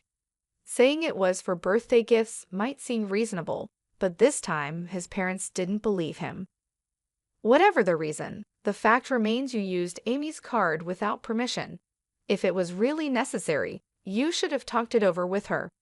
Buying luxury brands just because female colleagues asked for them doesn't seem believable. I'm sorry. I apologize for using my wife's card, James finally admitted. I promise I'll never do it again. Please forgive me, my husband pleaded, making an apologetic gesture toward me and his parents. However, my father-in-law's anger didn't fade easily. He sternly warned my husband, just because you're married doesn't mean you can use someone else's credit card without permission. And since the amount is significant, make sure to pay Amy back for the money you spent. All right, I'll refund the money, my husband said, looking downcast and appearing thoughtful, but I wasn't convinced. Did he really think I didn't know he was still hiding something? This was just the beginning of the real challenge. My husband, his parents, and I headed to the room where the other relatives were waiting. Once there, I took out my smartphone from my bag and pressed the play button. The sudden sound surprised my husband, and he stared at me in disbelief, his face quickly turning pale. The audio was a conversation between him and a woman where he was insulting me, and the woman was saying, "Hurry up and divorce your wife." The family members around us were shocked by what they heard. "James, who is this woman?" I asked. "Oh, well, my husband desperately searched for an excuse." His parents glared at him angrily, and the relatives were horrified by the situation. My husband was now facing another crisis right after the credit card issue, without a moment to recover. "There's no hiding it anymore. You're having an affair, weren't you?" I said firmly. My husband started sweating and quickly shouted, "That's not true. I'm not having an affair. It was wrong of me to speak badly about you, but she's just a friend, and we were just hanging out. By the way, when did you record this? Eavesdropping is illegal." Although he admitted to insulting me, he kept denying the affair and tried to shift the focus onto me, blaming me for recording the conversation. But I wasn't backing down. I explained the facts so he couldn't escape. "James, I've been keeping an eye on you for a while. The credit card history made the affair obvious. That's why, while you pretended to go to work, I installed a listening device in your car." "A listening device in the car? That's ridiculous. As I said earlier, eavesdropping is illegal. Do you understand that? If it's to gather evidence of infidelity, It's not illegal as long as it's not used for stalking or anything similar, I responded firmly, showing that I wasn't going to back down. I was ready to do whatever it took to uncover the truth, focusing on my own well-being and finding justice in our troubled relationship. My husband fell silent, realizing he couldn't justify his actions, but he still couldn't admit the truth. Instead, he turned to his parents and relatives, saying, "Everyone, please don't believe what she's saying. She's trying to trap me. I haven't been unfaithful." Sighing, I tossed a document in front of him and the relatives. "What is this?" he asked, looking uneasy. "What do you think it is? It's a demand for compensation." As soon as I said that, my husband's face turned pale. The document was a compensation claim I had sent to his mistress. Through an investigation, it was confirmed that he was having an affair with a woman named Lily. So I went to Lily and demanded compensation from her before coming to him. "You met Lily directly and demanded compensation? What were you thinking?" My husband was so shocked he couldn't speak, but really, he had no right to blame me while ignoring his own mistakes. "Surprised? But she told me everything. She didn't hide your wrongdoings. You were buying luxury items for her with my credit card, weren't you?" The excuse about gifts for female employees was obviously a lie. It was all for her. Lily admitted everything, and because of my credit card, she agreed to pay compensation. That's why I brought this compensation claim. My husband looked up at the sky, his face full of despair. I waved the compensation claim in front of him, showing it off. Unable to hide his irritation, he raised his voice, saying, "Damn, to think you planned all this without me knowing. You're truly a cunning wife." "I was your wife, but that's in the past. I told you a month ago that I quit, didn't you hear? In fact, the divorce papers have already been submitted. I'm just an acquaintance now." "Did you really submit the divorce papers?" "Why are you surprised?"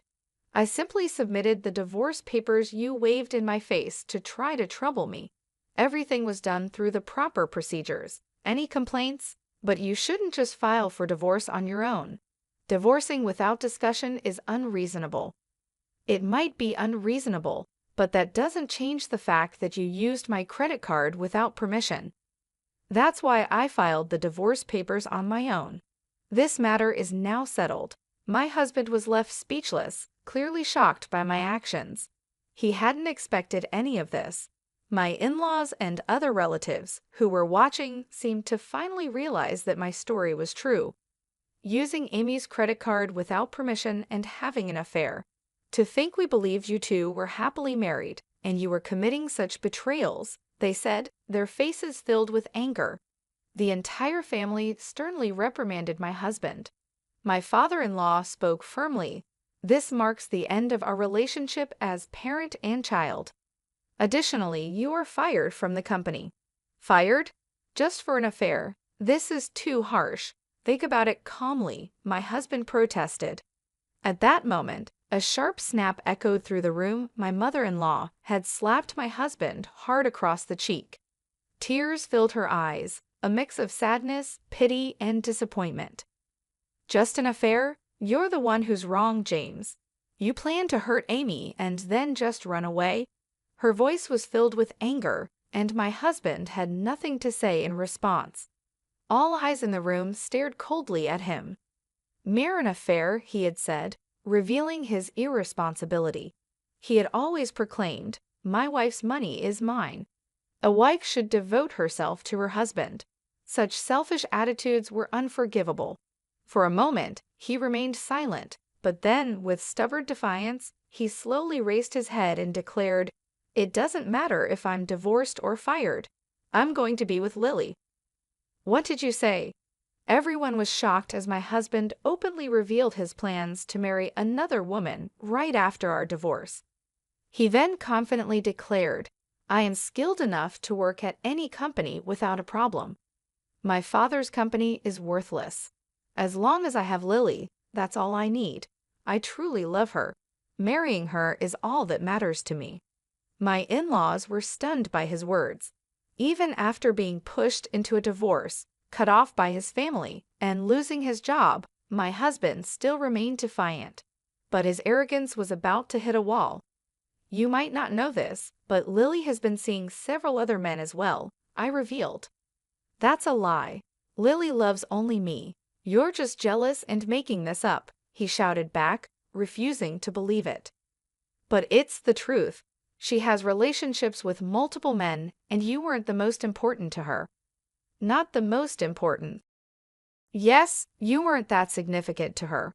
In fact, she paid the compensation to me quickly to avoid any problems. I can't believe it. I didn't think Lily was that kind of woman. The idea that she had feelings for you was just a delusion. You were being used.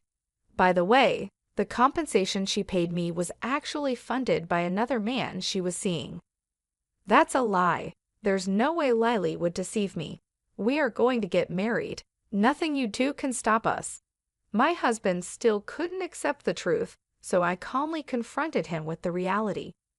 It's time for you to understand that you've been abandoned. Haven't you noticed that you haven't been able to reach Lily lately? Your calls and messages aren't going through, right? Now that I mentioned it, my husband hesitated. He started to realize what was happening. In short, you are no longer needed. You've been blocked. I am no longer needed. Yes, exactly. Do you understand now? There's nothing left for you. This is what happens when you deceive others. After hearing this, he collapsed to his knees and bowed his head. Please, Amy, I'm truly sorry. Please forgive me, he pleaded. It seemed he finally realized his situation. Please reconsider the divorce. Please reverse the firing, he begged, bowing repeatedly to me and his parents. But everyone had already moved away from him. It's too late for apologies now. I will demand a fair division of our property and the money you wasted using my credit card. A person like you is just a nuisance to any organization. If you think you can work somewhere else, go ahead and try. It will be worthless. Please don't leave me like this. I'm reflecting on my actions. Can I have just one more chance? He continued, his voice filled with tears. He appealed to his father, but my former father-in-law, having given up on his son, ignored him and hurried out of the restaurant. His wife followed, and the relatives also began to leave, showing no further interest in my husband. Well, I'll settle the payment then, I said. What? You're paying the $20,000? He asked in disbelief. Of course, I'll bill it later, I replied with a sweet smile. He muttered something as he collapsed onto his knees. Today, because of my retaliation, became the most painful day for him. However, this story is not yet over. His ordeal will continue. After the incident, I returned to my parents' house, but for the past few days, I've been receiving numerous missed calls, all of them from my ex-husband, James. The phone is still ringing nonstop, and I know exactly why. I had been ignoring his calls on purpose, but this time, I decided to answer to deliver the final blow. Amy, you finally answered. Please help me. I'm really in trouble, James pleaded. It sounds like a tough situation. What happened? Are you trying to escape debt collectors? I asked calmly. What? How did you know that?